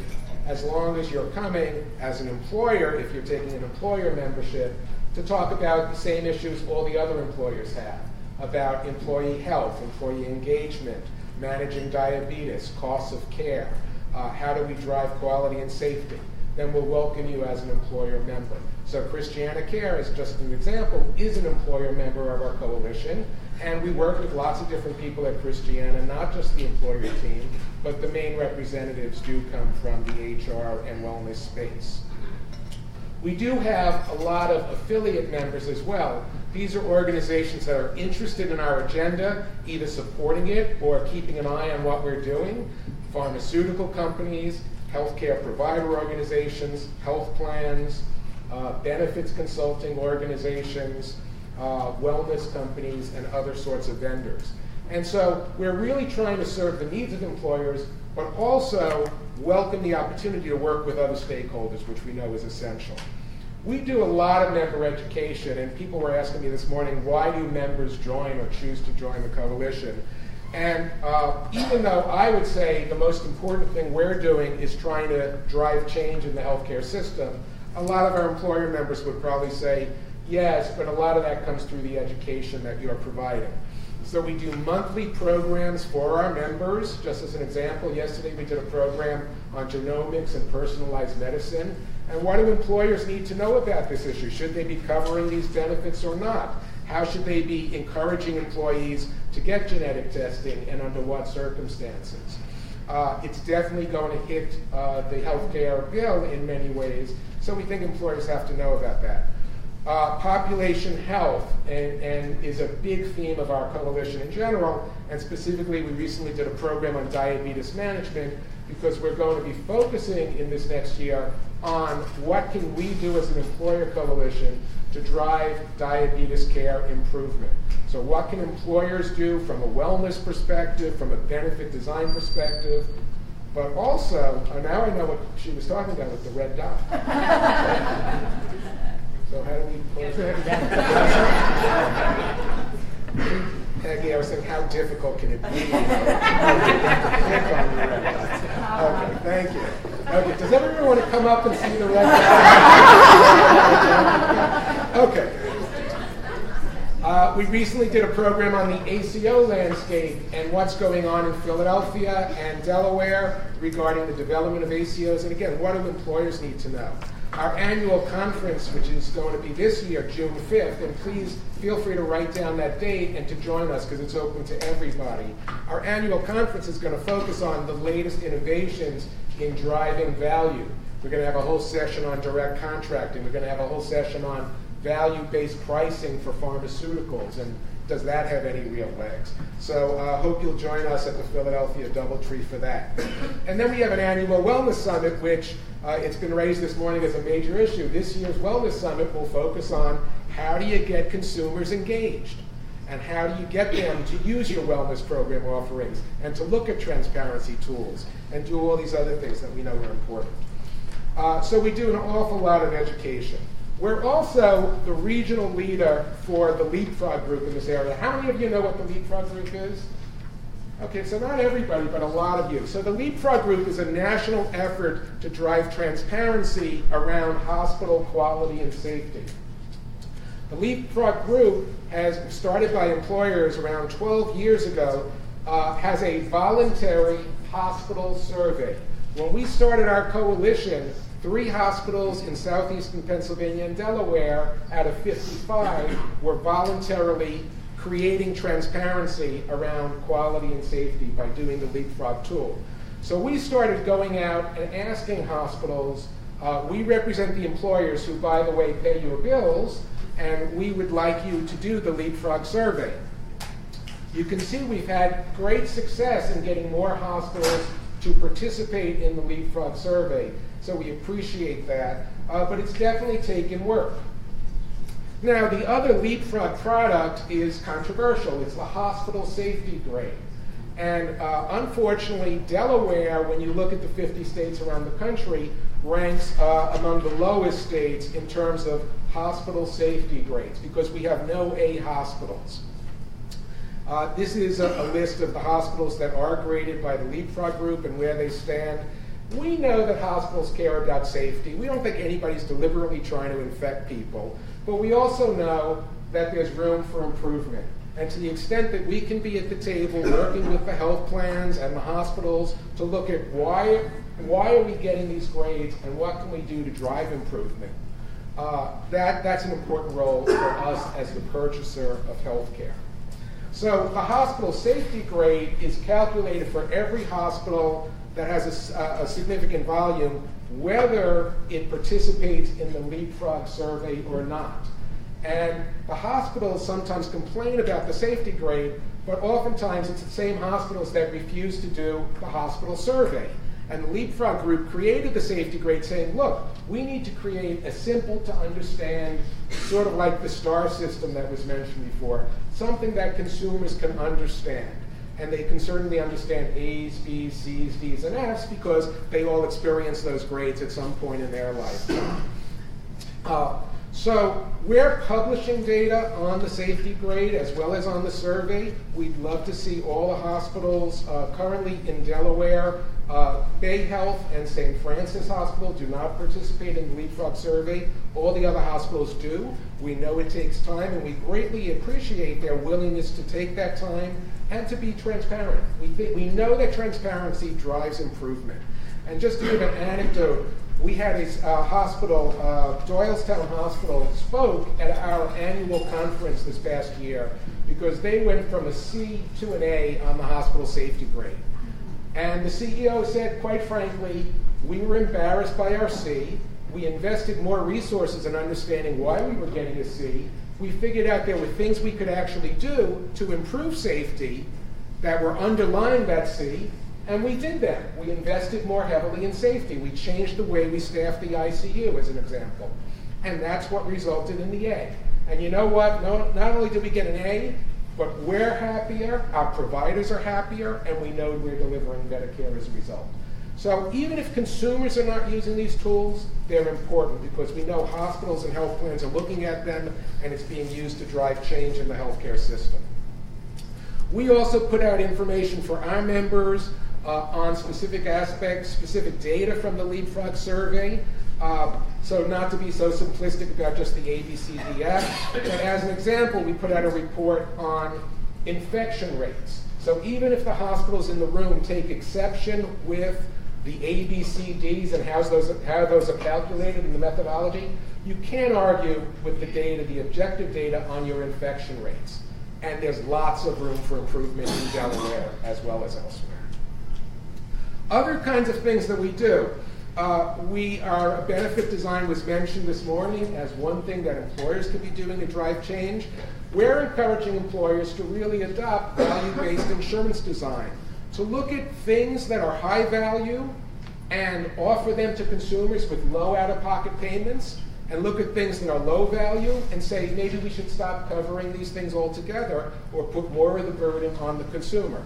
So some examples here, I mentioned diabetes just as an example. We've been for several years encouraging employers to put in zero copay for diabetes drugs and supplies. And some of our employer members have made that switch. We developed a regional report on oncology care for southeastern Pennsylvania. When we tried to replicate that for Delaware, we sent out invitations to the Delaware hospitals, to the oncology divisions, to send us some information, and none of them submitted their data. So we won't be seeing a Delaware report just yet. We promote heavily the CDC's diabetes prevention program, one of the few evidence-based programs shown to significantly reduce diabetes risk, largely through weight management and lifestyle change. And we've had a lot of success. 15 of our employer members now are implementing or have put in the DPP, and the DPP is available through the Ys, including, I think the Y of Delaware is somewhere in the room. Hi there. They're also a member of our coalition. But it's available electronically, like an online version, or through the Y.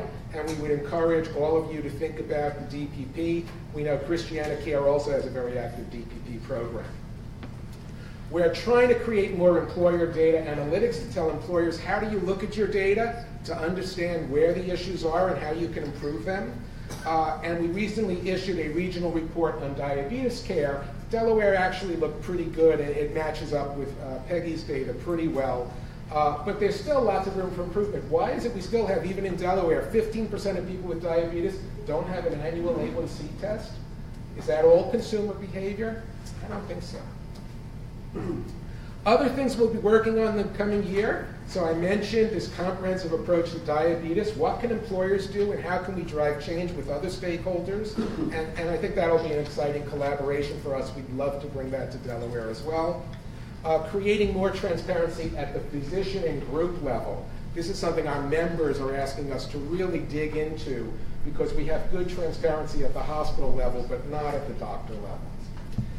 We're starting to look at workers' compensation and how employers can do a better job of integrating health benefits with workers' comp and looking at data not in silos.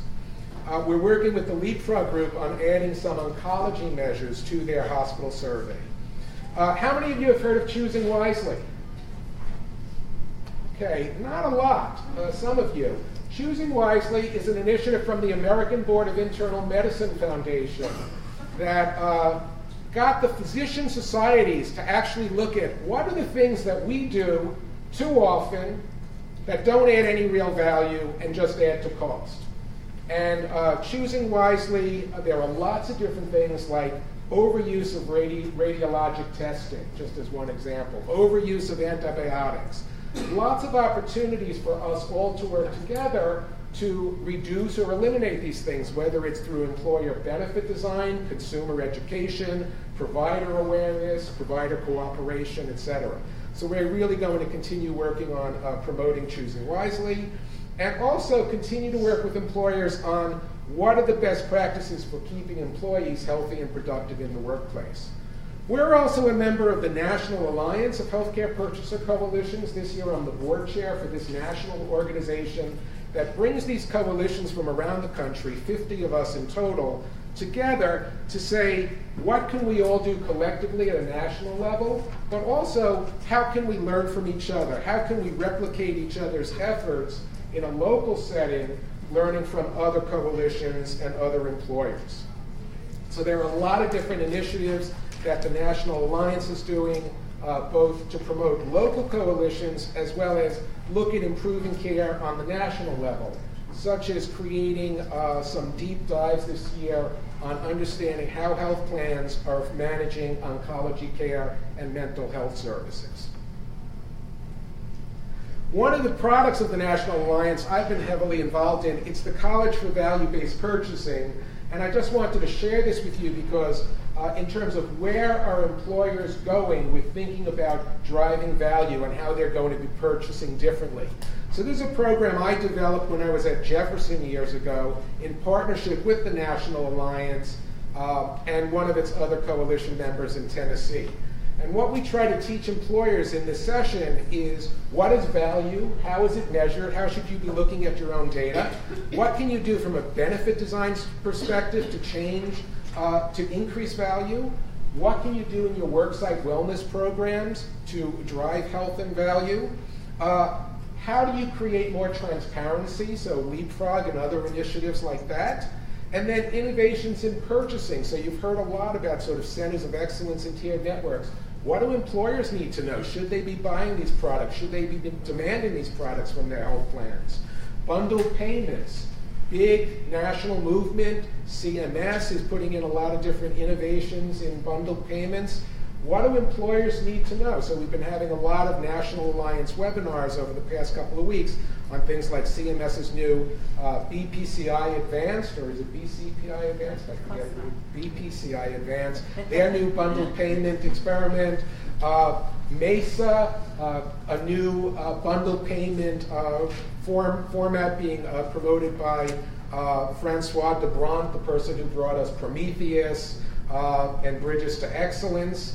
All these innovative things that are going to hit upon all of you in one way or the other, as well as us as employers. So these are the kinds of things that we're trying to get employers more engaged. And quite frankly, are the employers all fully there yet? No. Are they getting more interested as they see prices keep going up? And I made a note, the idea of, and I think CCU mentioned this, that a 4% increase in trend was viewed as a success. And yes, it is, but not when you know you're paying 35% of what you're paying is waste. Then a 4% increase is not really a success. And so we really have to continue to work on this together. Thanks very much.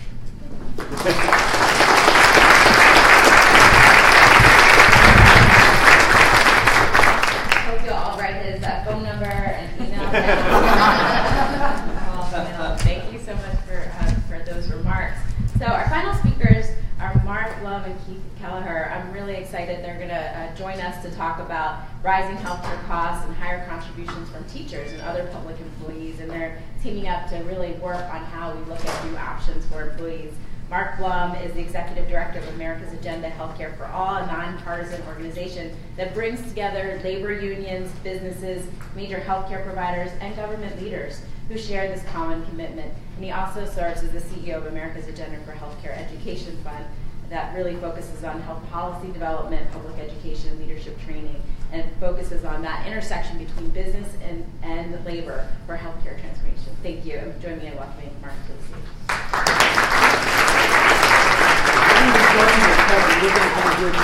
Awesome. Maybe you could introduce Kevin as well. Yeah, I would love to introduce them. So they're going to tag team fully, as they do in their work. And Kevin, you all have the bios, but I do want to introduce him. He's the Director of Research and Economic Services Division at the New Jersey Education Association.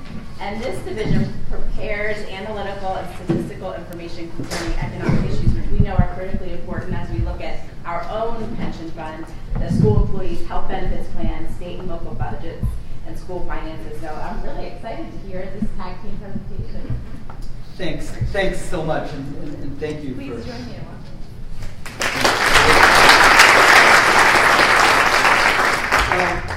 Colleagues, we're really glad to be with you today.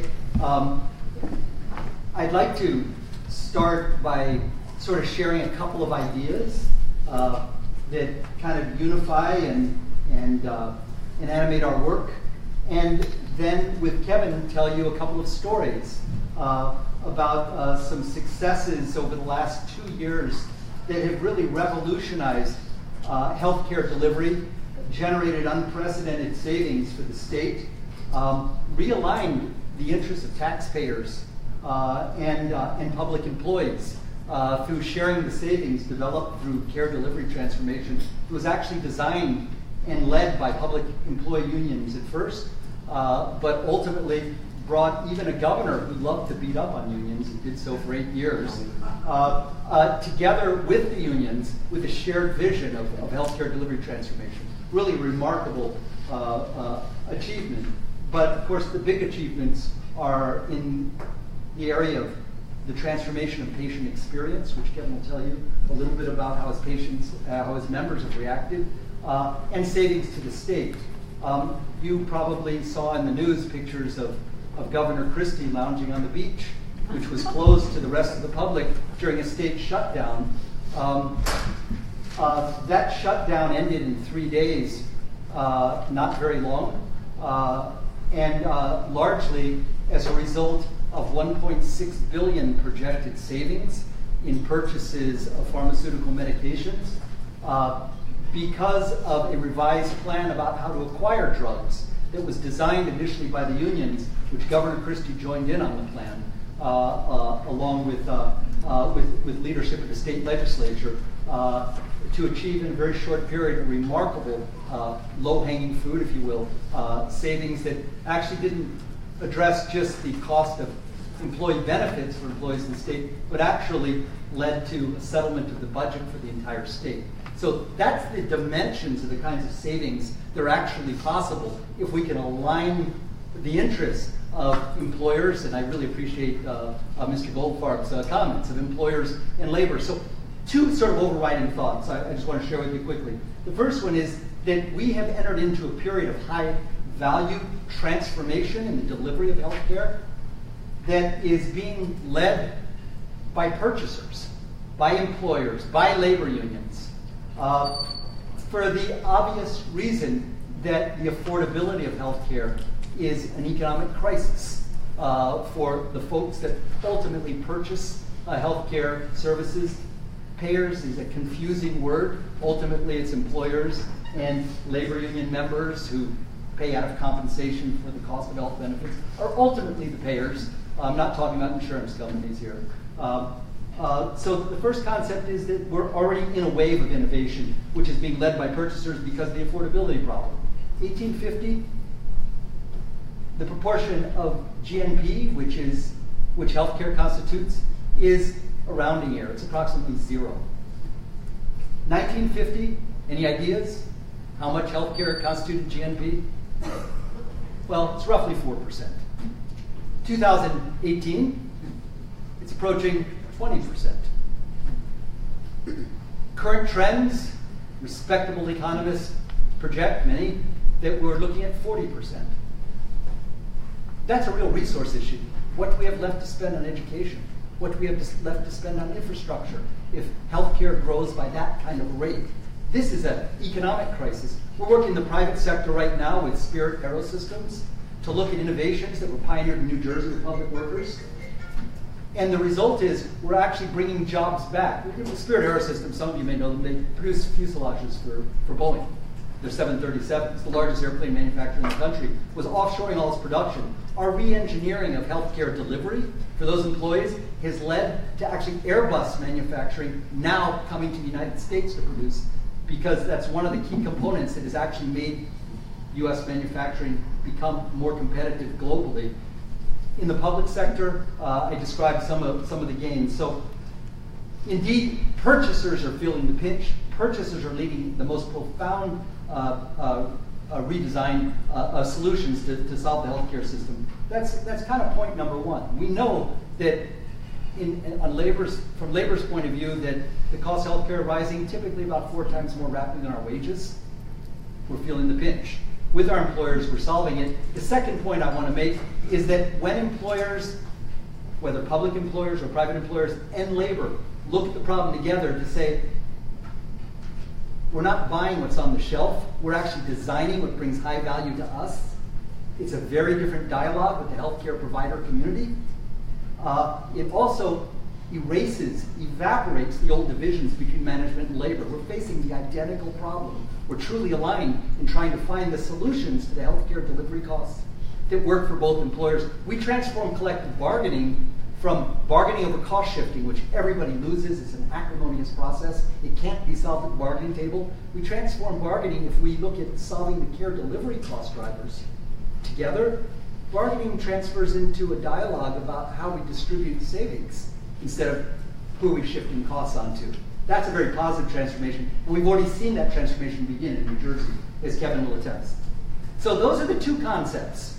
One, that purchasers are leading the current wave. We're already seeing it happen. You'll hear about it. And the second point is that we've got to define what we want to buy, not buy what's on the shelf, design it, and then challenge providers to deliver care according to the design that is specified by purchasers.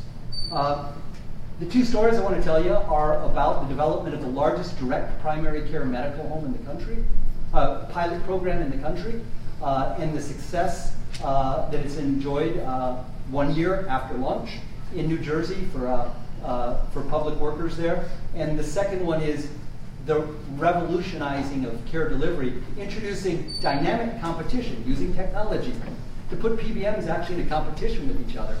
It's a very complex pricing market. It's actually impossible for purchasers to make informed choices.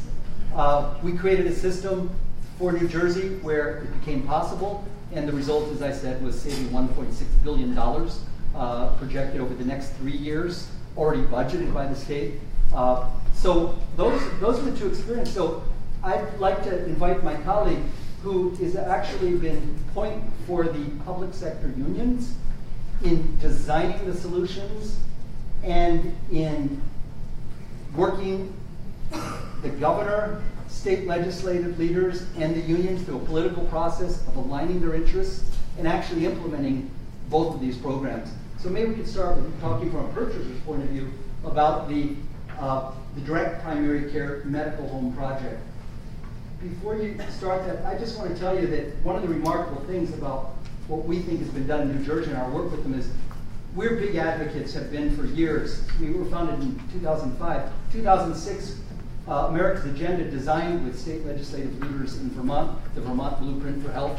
We also ran the political campaign, which aligned Republican governor, Democratic legislators, much like New Jersey, around a common vision. The Blueprint for Health is still one of the leading cost-saving solutions at the state level.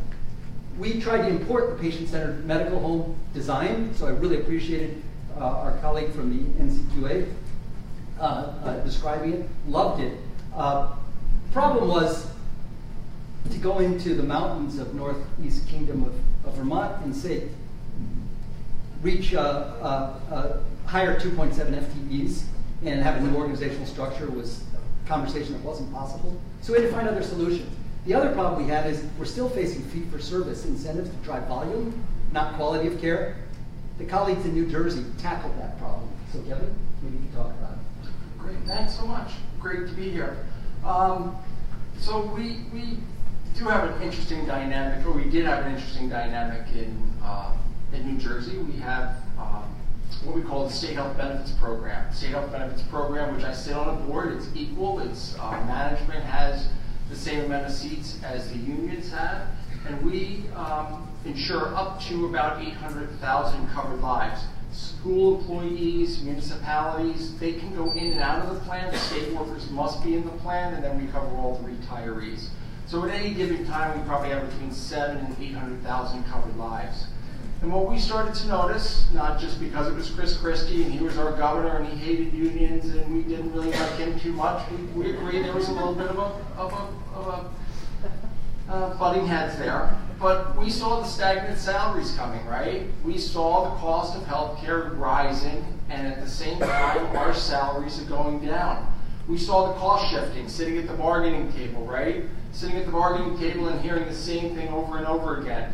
Higher co-pays, higher deductibles, higher out-of-pocket maximums, right? We need you to pay more at the doctors so we can bring down the cost of healthcare.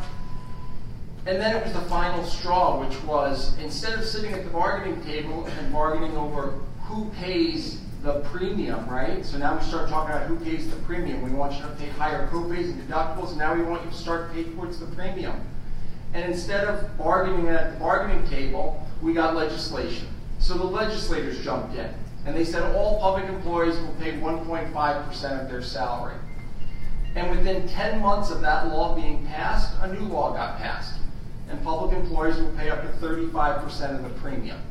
So in 10 months, we went from one law, right, it was at the bargaining table normally for the last 40 years, and now we sit there and get a law that says 1.5% of salary. 10 months later, we get one that says up to 35% of the premium, and we said something's got to change. Something has to change.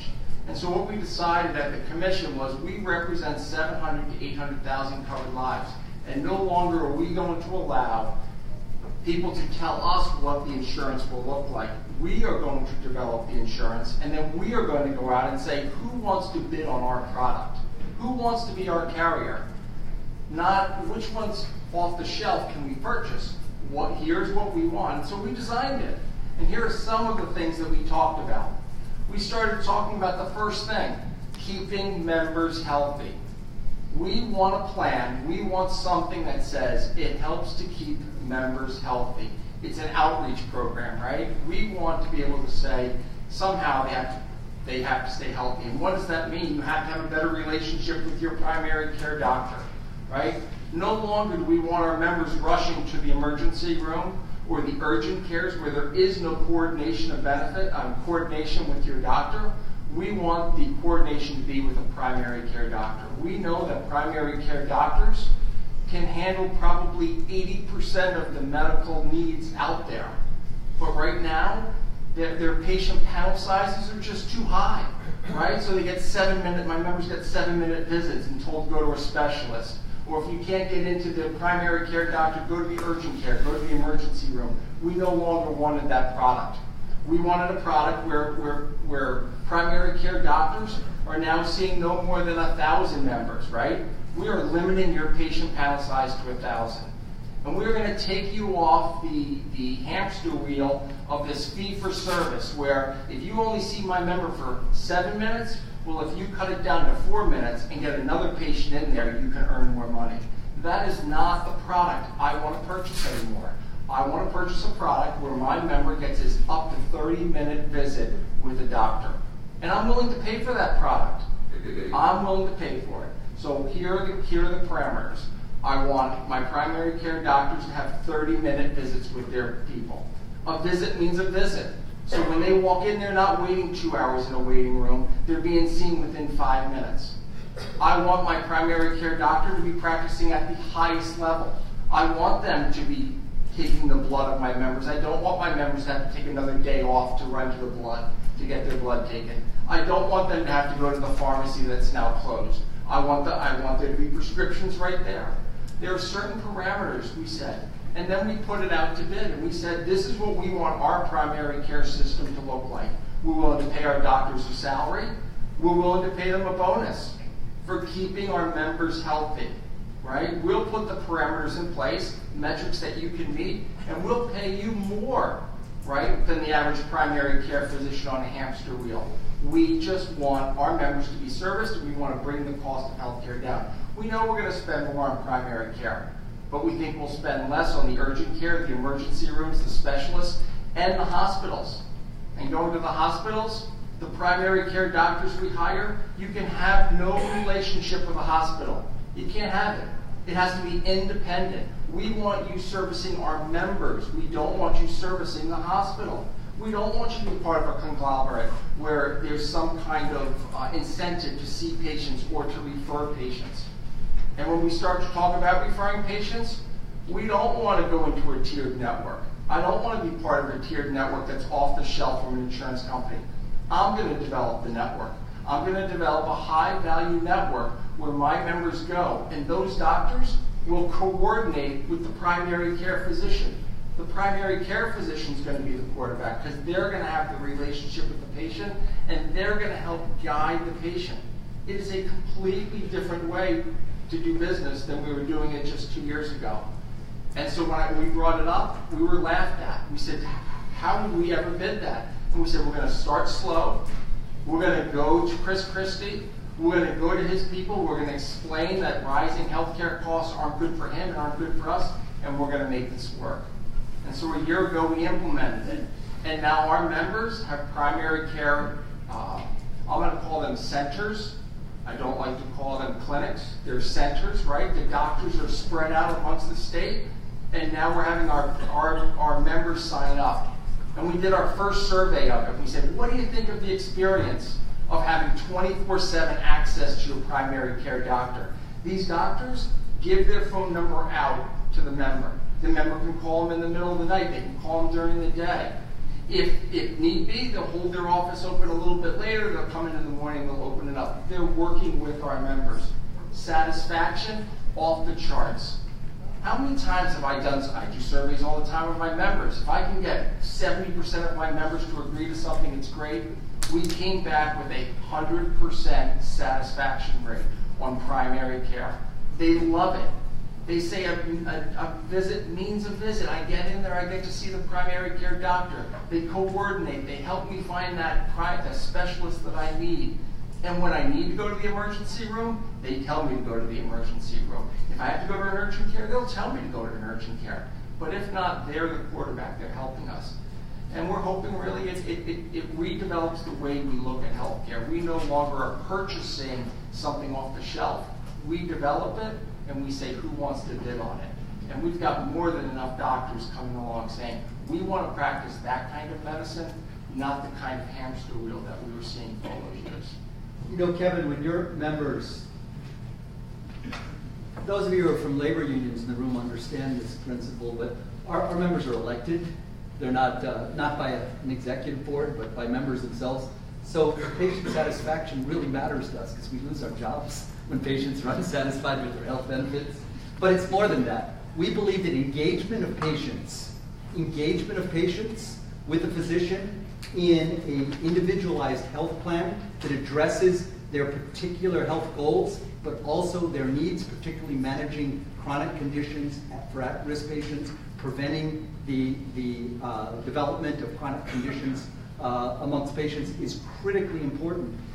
We believe that engagement depends on the patient's satisfaction with the relationship. If you don't like the relationship, you avoid it. We want patients to engage. So the models that were developed, all the time you hear folks talk about we need a clinic.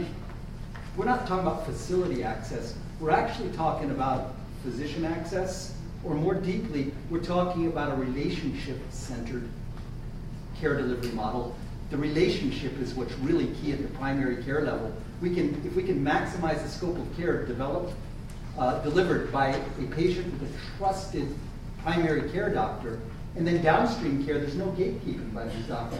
Patients keep their choice to the general, in this case, Horizon Blue Cross. So let's talk about that. That was the other piece of this model. My members have an insurance product, let's call it, that they enjoy. They have an in-network, they have an out-of-network. They're used to using it. I did not want to change that. What I wanted to do was add another piece on. I wanted to add this piece on and say, here's an extra piece, right? If you use our centers of excellence, I'll call them, for these primary care doctors, right? You're going to now have a coach. You're going to have someone there to help coach you along and to get you healthy. In addition, there is no cost to going to those doctors, right? I'm not putting a cost barrier to getting to that doctor because I know every time you see that doctor, you're saving some downstream money for us, right? We know there's money downstream that's not going to be spent if I can get you into that primary care office. So we can go in maybe in discussion or another time, roundtable, maybe in details of the care delivery model. But the key point is here that initially labor unions representing the employees designed an alternative primary care-centric care delivery model, engaged their employers in discussion that model and further refinement of that model, ultimately reached agreement on the value proposition that a much more robust primary care delivery of care and centering downstream care through a highly managed referral system which preserved employee choice but directed on a voluntary basis through referrals patients to high-value specialists and hospitals, that would save money in the overall cost. We've demonstrated that proposition around the country in various implementations. We're looking virtually without exception of 5 to 15% global savings, not primary care savings. Primary care costs more. But it costs a lot less than the savings in the downstream care. So global savings, 5 to 15% is what we're seeing in small, large implementations like New Jersey. Private sector implementations like at Spirit Aerosystems or JBS in the packing house industry where we saw double-digit actual falls, above 10% fall in global costs. It translated into highest wage increases that those UFCW workers have seen in recent decades, their share of the savings.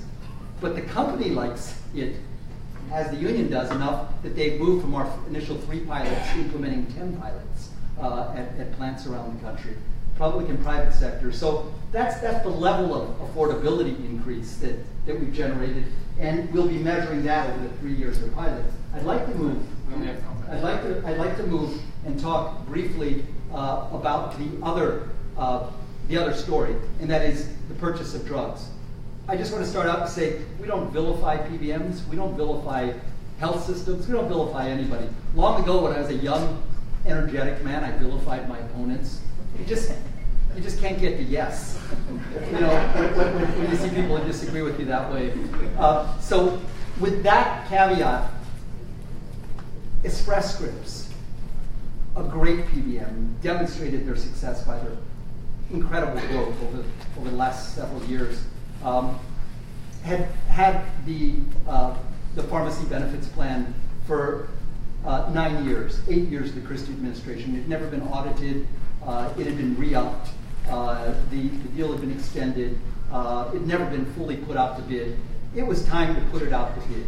An RFP was being planned, a typical black box RFP, consultant managed.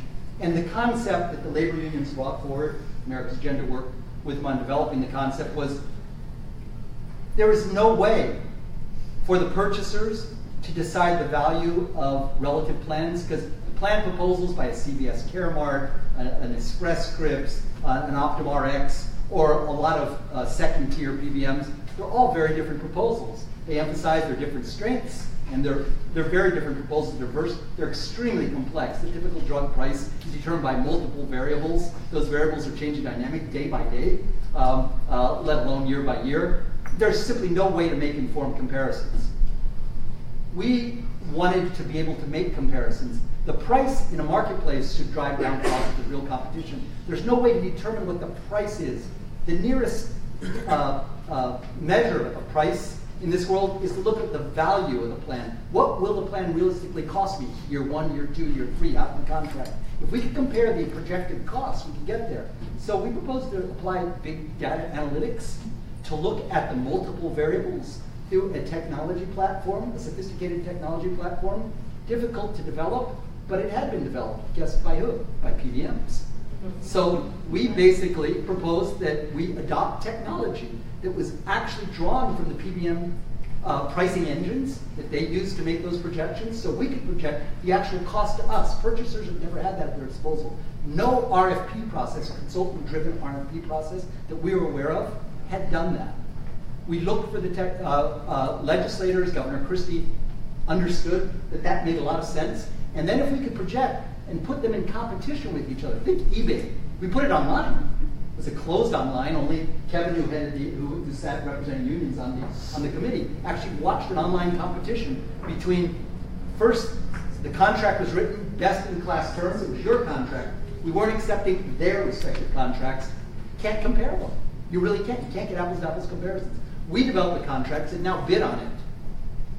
They came and bid on the contract. We were able to price out within 12 hours the actual costs, year 1, 2, 3, of the respective proposals, and put them through several rounds of bidding.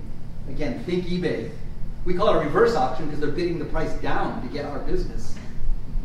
The end of the day, the price fell first round about 12%. They all in the same league. The second round, the prices came, the 2 liters came within 17 and 18% reductions. In many cases, we'd seen the model piloted with private sector, but never at a state level. This is the first state level. And we'd seen the incumbent. We're almost done.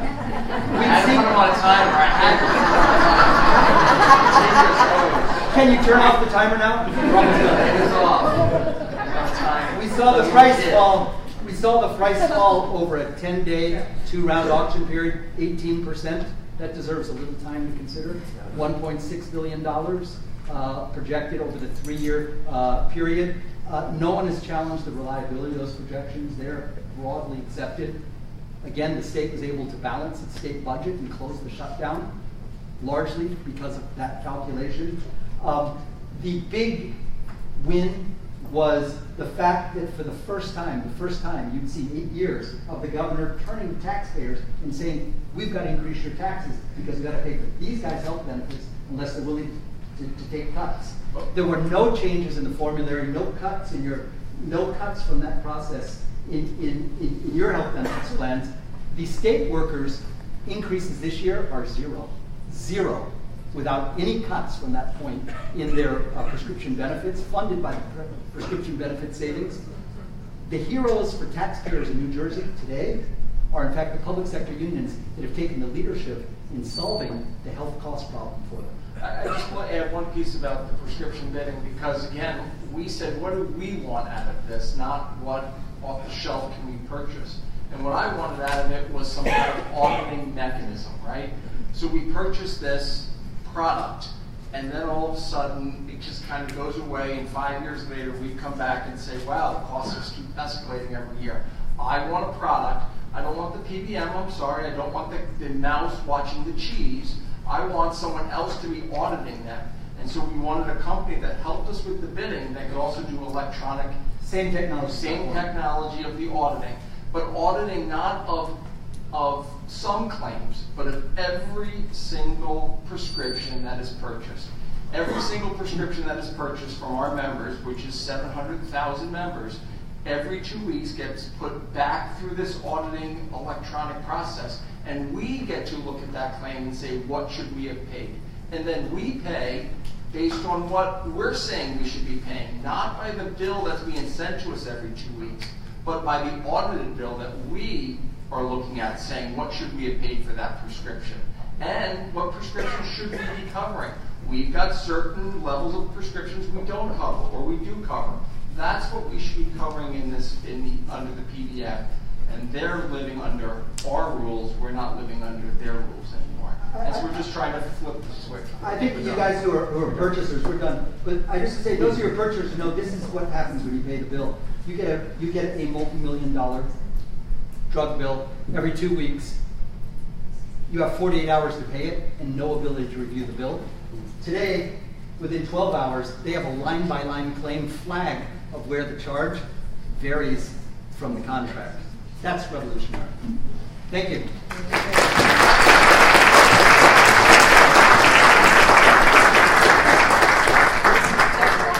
Move into the segment of questions and dialogue. I know we don't have a lot of time. If you've written down questions, please pass the floor. We have a couple of staff members coming around, and I'm going to invite all the speakers back up to the dais to entertain these questions.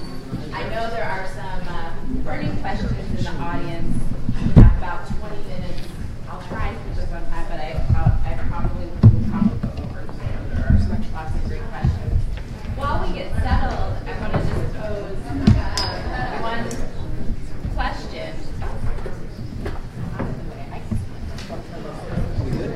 next chair.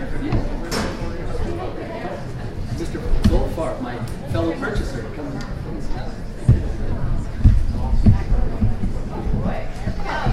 Question. All right, so the first question I'd like to pose is that we've heard a lot about providers taking on risk. It'd be great to have one or two of the panelists talk about how you define the risk level needed to undertake transformation, because even shared risk arrangements can sometimes be based on fee for service. But it sounds like some of the innovations that were mentioned, or maybe an example or two, would be helpful to understand what kind of arrangements would be recommended to drive change.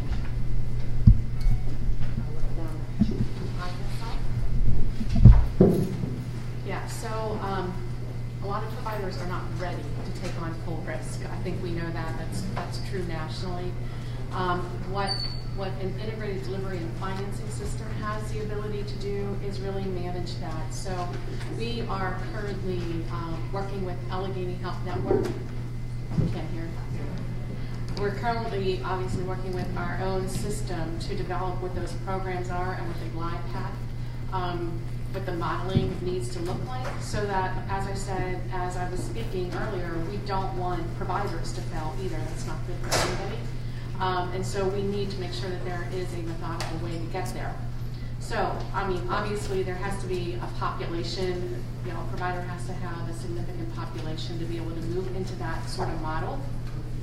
And we're starting to do that around looking at bundled payments. So that's a good way to enter into risk sharing with providers, is looking at bundles. And so I'll just give an example. We have a bundled payment currently that we're doing with Allegheny Health Network and looking at some of the other partners that I talked about earlier around orthopedic surgery.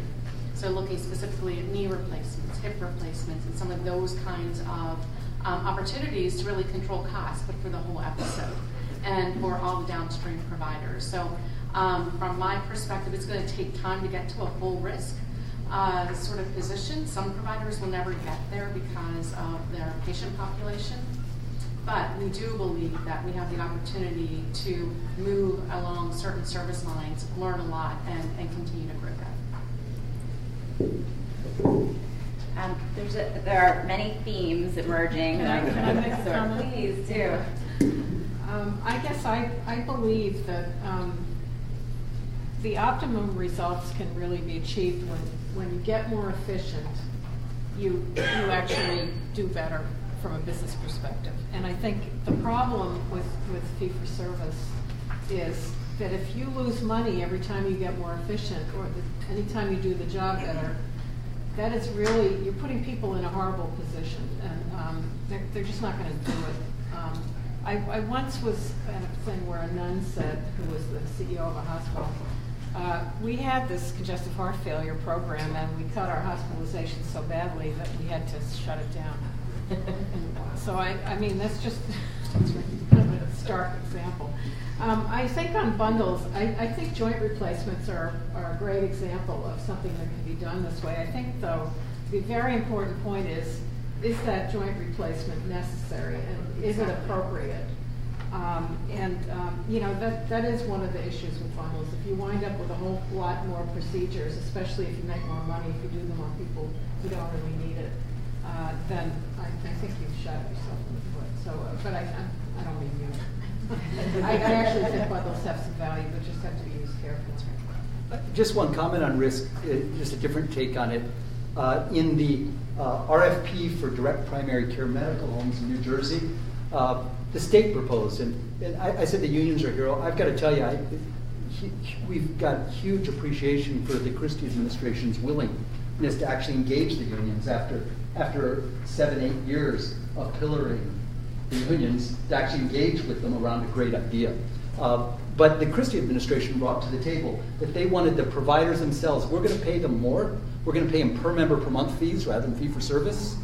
What we want is for them to share risk in the area of increased savings, higher patient satisfaction, and better care outcomes. And if they don't meet those goals, they either write a check back to the state for a portion of their fees, or they take a reduction in the fees in the next cycle. So it's not an insurance product, but it's one in which providers are sharing risk based on their confidence that they can meet the purchaser-defined goals. So the next question, there are a few that are in this similar area. People want to hear a lot more about what's going on in New Jersey, and I wonder about this level of investment needed for primary care physicians to adopt new value models. It sounds like part of what you did was invest in salaries, but there was a question about, what percent of the state New Jersey employees are utilizing the centers of excellence, and how do you feel about the practices charging extra for certain kinds of things to join this kind of model? But it sounds like Sure. there wasn't. Well, I just want to be real clear. Our approach costs the state of New Jersey zero. There are per member per month fees being paid. It's a self-insured health plan. So overall, what the state pays is the global cost of health. It's not paying a premium for a fully insured product. It's paying its own healthcare costs. So they didn't invest directly in salaries. They're paying per member per month to the direct primary care providers. Physicians are paid in a different way. The physicians by those providers are paid salaries, very competitive salaries. We think it's important to improve the financial incentives for physicians. But 15 to 20% of their salary in our models are dedicated to bonuses to physicians for meeting satisfaction, patient engagement, and healthcare outcome goals, which puts them above the 90th percentile for comparable doctors if they're performing well. So yeah, I just wanted to say, so someone asked the number of members that are participating.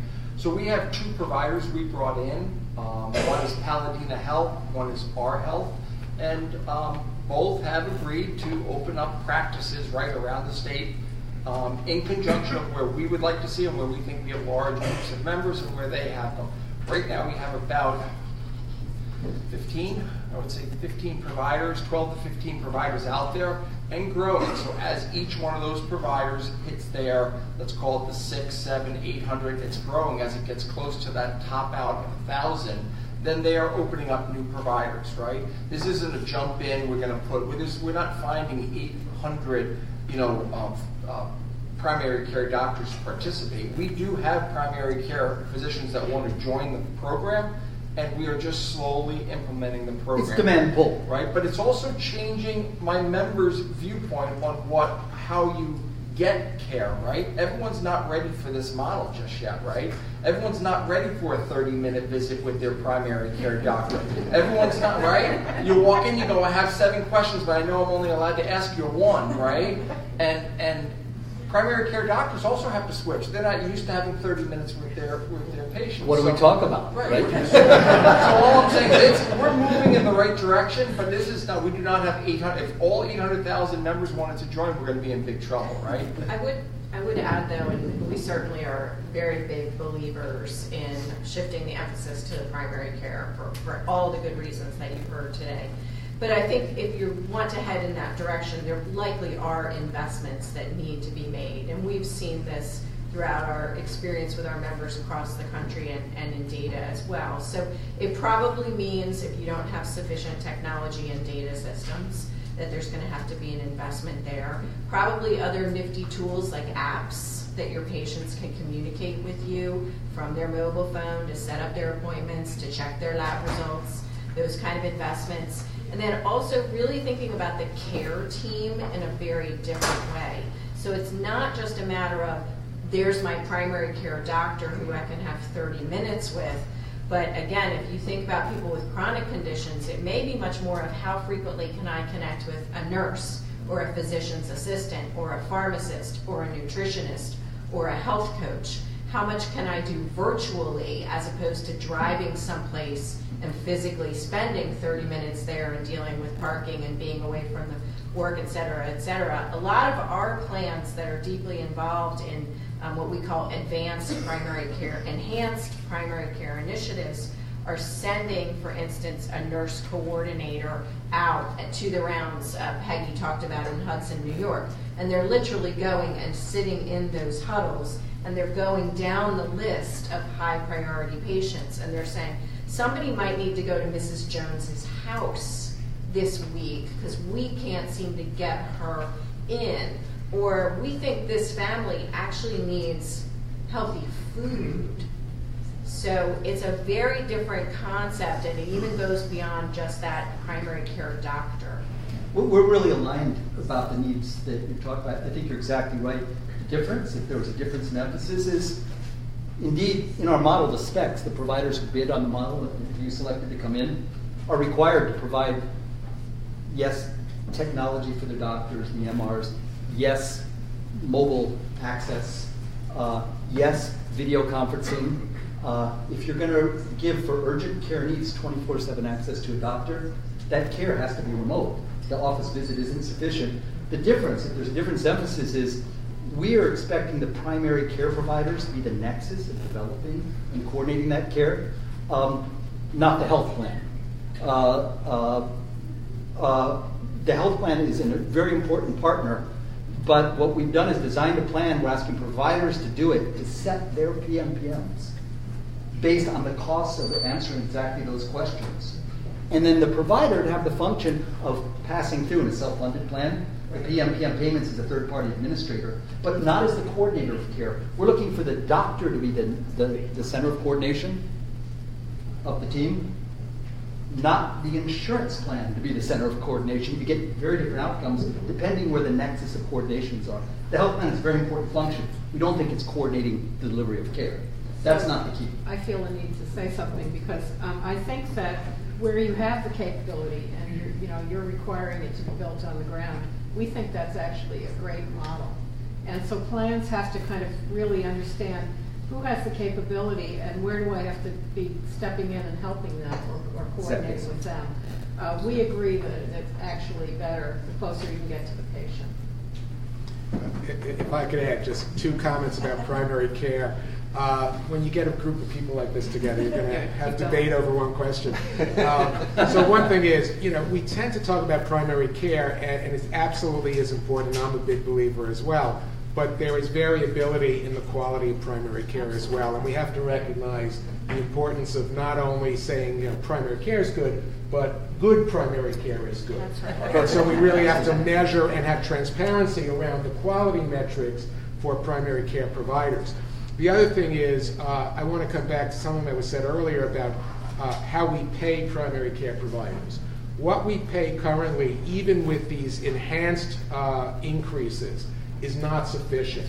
Kids are not coming out of medical school, with the exception of Secretary Walker, wanting to be primary care providers. They're going into high-paying specialties.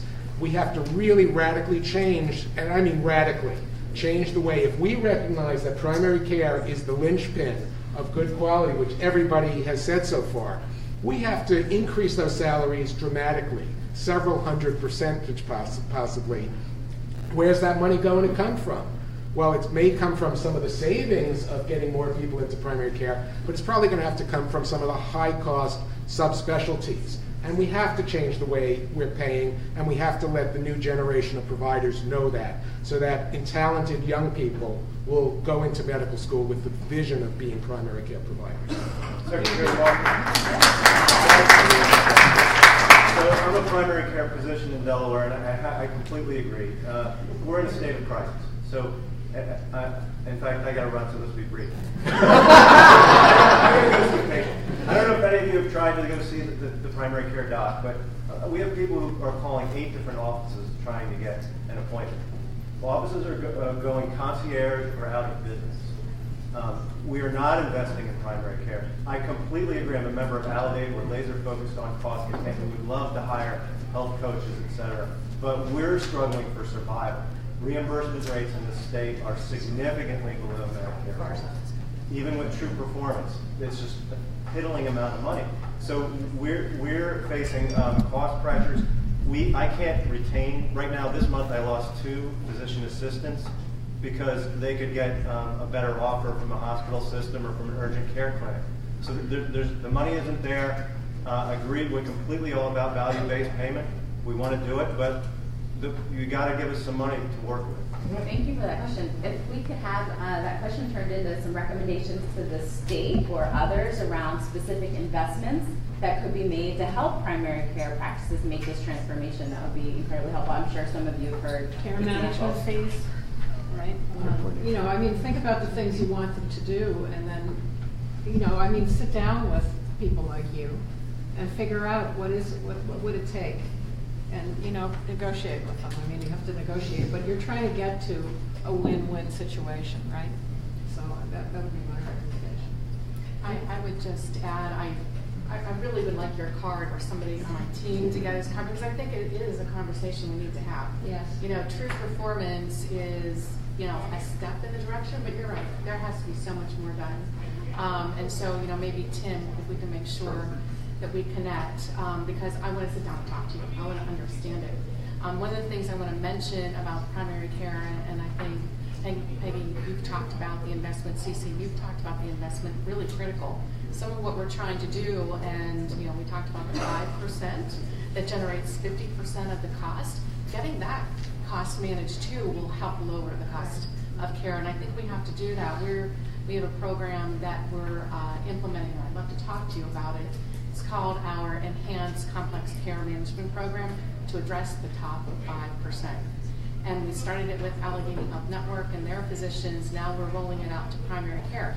We're actually putting nurses, we're paying for them to sit in the offices and help the primary care physicians understand what they need to do to really manage those conditions, those chronic conditions differently to help reduce the cost. We're paying for it because we're going to benefit together collectively, and we need to make sure that we're aligning with you. So we'll just need to make that connection. But so long as the patient panel size that you have continues to grow and grow and grow, I don't know how the primary care doctor finds the time to work with those that have the chronic illness. And that, to me, is the patient panel size is just crazy on a primary care doctor. We had one of our members who chronically ill, just doesn't like to go to the doctor, right? Gets there 5 minutes and just doesn't feel like so they don't go. And I hooked her up with the direct primary care. She gets her 30-minute visits. She has lost, gosh, I think it's about 100 pounds over the year just visiting the primary care doctor and having conversation with the primary care doctor and going in there. And it doesn't have to be at a high level. It just needs to be a conversation with a practicing primary care doctor. That's all it took of having conversations, having her, the nutrition part came from the primary care doctor, the weight loss came from the primary care doctor. Yes, there's other doctors that she went to see, but those doctors, he referred her to doctors that had to come back to the primary care doctor and say how that visit went, right? So the primary care doctor was the quarterback of all of those services. And when you're seeing 3,000 patients, you can't be the quarterback for 3,000. And that's why we limit it to 1,000. We debated over it. The unions wanted 800. I would like to see it at 800. That's my ultimate goal, is 800 patients. I think that's a reasonable number for you to be the quarterback for them. It really does depend on the model, as Cece was saying. I mean, having a doctor try to play quarterback for everything, I don't know that it's a great use of their time. I do think the interaction with the patient is key. They want to see their doctor when they want to see them. But nurses are pretty amazing in terms of being able to motivate behavior change and so on. And there are lots of things that even nurses are overqualified to do. There's a lot of tweaks, but I think you just touched on the most important point here. Ultimately, driving better health outcomes and reducing costs overall, including preventing and managing chronic disease, is a question of changing human behavior. Right. 60% of type 2 diabetes and heart disease are completely avoidable over the lifetime of a patient. If we actually manage care, how do you change behavior to do that? And so that becomes a sort of a mechanical question about what's the right combination, physician, nurse practitioner, to get that result. If we made the threshold decision that we were going to build a robust primary care-centric system, then we're in a position to start refining the team model in the way you're discussing. And our model has the ability to have 2 primary care doctors, a nurse practitioner. That can all be a part of that practice, absolutely. So I know we're out of time, and I just want to end on this card, and I'll just read it. Someone said, what are the current barriers to accelerating value-based contracts? We hear blame placed everywhere. And we heard this morning that we've had success, including those examples shared by Highmark and other models. And they said, why not Delaware yet? What will it take? And I just take that as a challenge to all of us to come together and have dialogue, use these models, and definitely reach out. But I wondered if anyone wants to say, go Delaware, you can do it, and this is what you need to do. But if you have any final recommendations to us, we'd appreciate it. I think you need to get in a room with your large systems and talk turkey. And I think you need to talk with your primary care workforce and do what we were talking about before. And then just be tough and demand results. Be very transparent about looking at how's it going quarter by quarter. And I would say you have to bring the public employees in, Yeah. right? You have to bring your employees in, and you have to get buy-in of the employee. Otherwise, you're putting a system together that there's no buy-in for. Bring them in, let them sit at the table with you, and let them have conversations. Yeah, I would just add to that, purchasers are going to drive the reforms that are going to address the affordability issue at first. Our coalition, we've got payers, it's labor-led and employer-led, but we've got payers, providers around us, Kaiser Permanente, Anthem, hospital systems sit, but labor unions and employers are there at the center. If the state government and state employees from a starter, representing a very large pool of patients, were to say we want to design the care delivery systems that are solutions to our care quality and affordability, and you begin to do that, you can open the doors to that infrastructure you build to private sector as well. And Delaware's on the road to becoming a model. You're small enough, this is the blessing, you're small enough that you can actually manage that model and develop an outcome which can be scalable in a pretty rapid period of time. I just add one thing, because I want to echo what you're saying, Mark. We, management and labor, have to come together. We have a very large school consortium that represents near 60,000 members, not 700,000, but very important. And they came together. We worked together. They told us the kind of plans they wanted. They told us who they want in the network. They're looking at the data, right? Who's high quality, who's lower cost. They implemented this product 3 years ago, and I think they're saving like $16 million a year. So their trend is going negative, which is good. That's, we're starting off a holiday basis. It's great. What I would say is your focus on insurance benefits is really important. You need your plan to be a partner in that process. But you want to focus, if you're going to get the cost problem, on care delivery itself. That's where your focus needs to be. And that's where they were. Absolutely. And Neil, I don't know if you have any last. I would just say, I think the question of how can we accelerate value-based contracting is the wrong question. It's really, how can we improve value? And it may not be through just value-based contracting. So let's start with figuring out where is the current low value, where's the opportunity to improve population health, increase the value, so increase quality, lower costs of care, and is contracting the right mechanism, is it consumer education, and let's approach it that way. I have to go. Well, I just want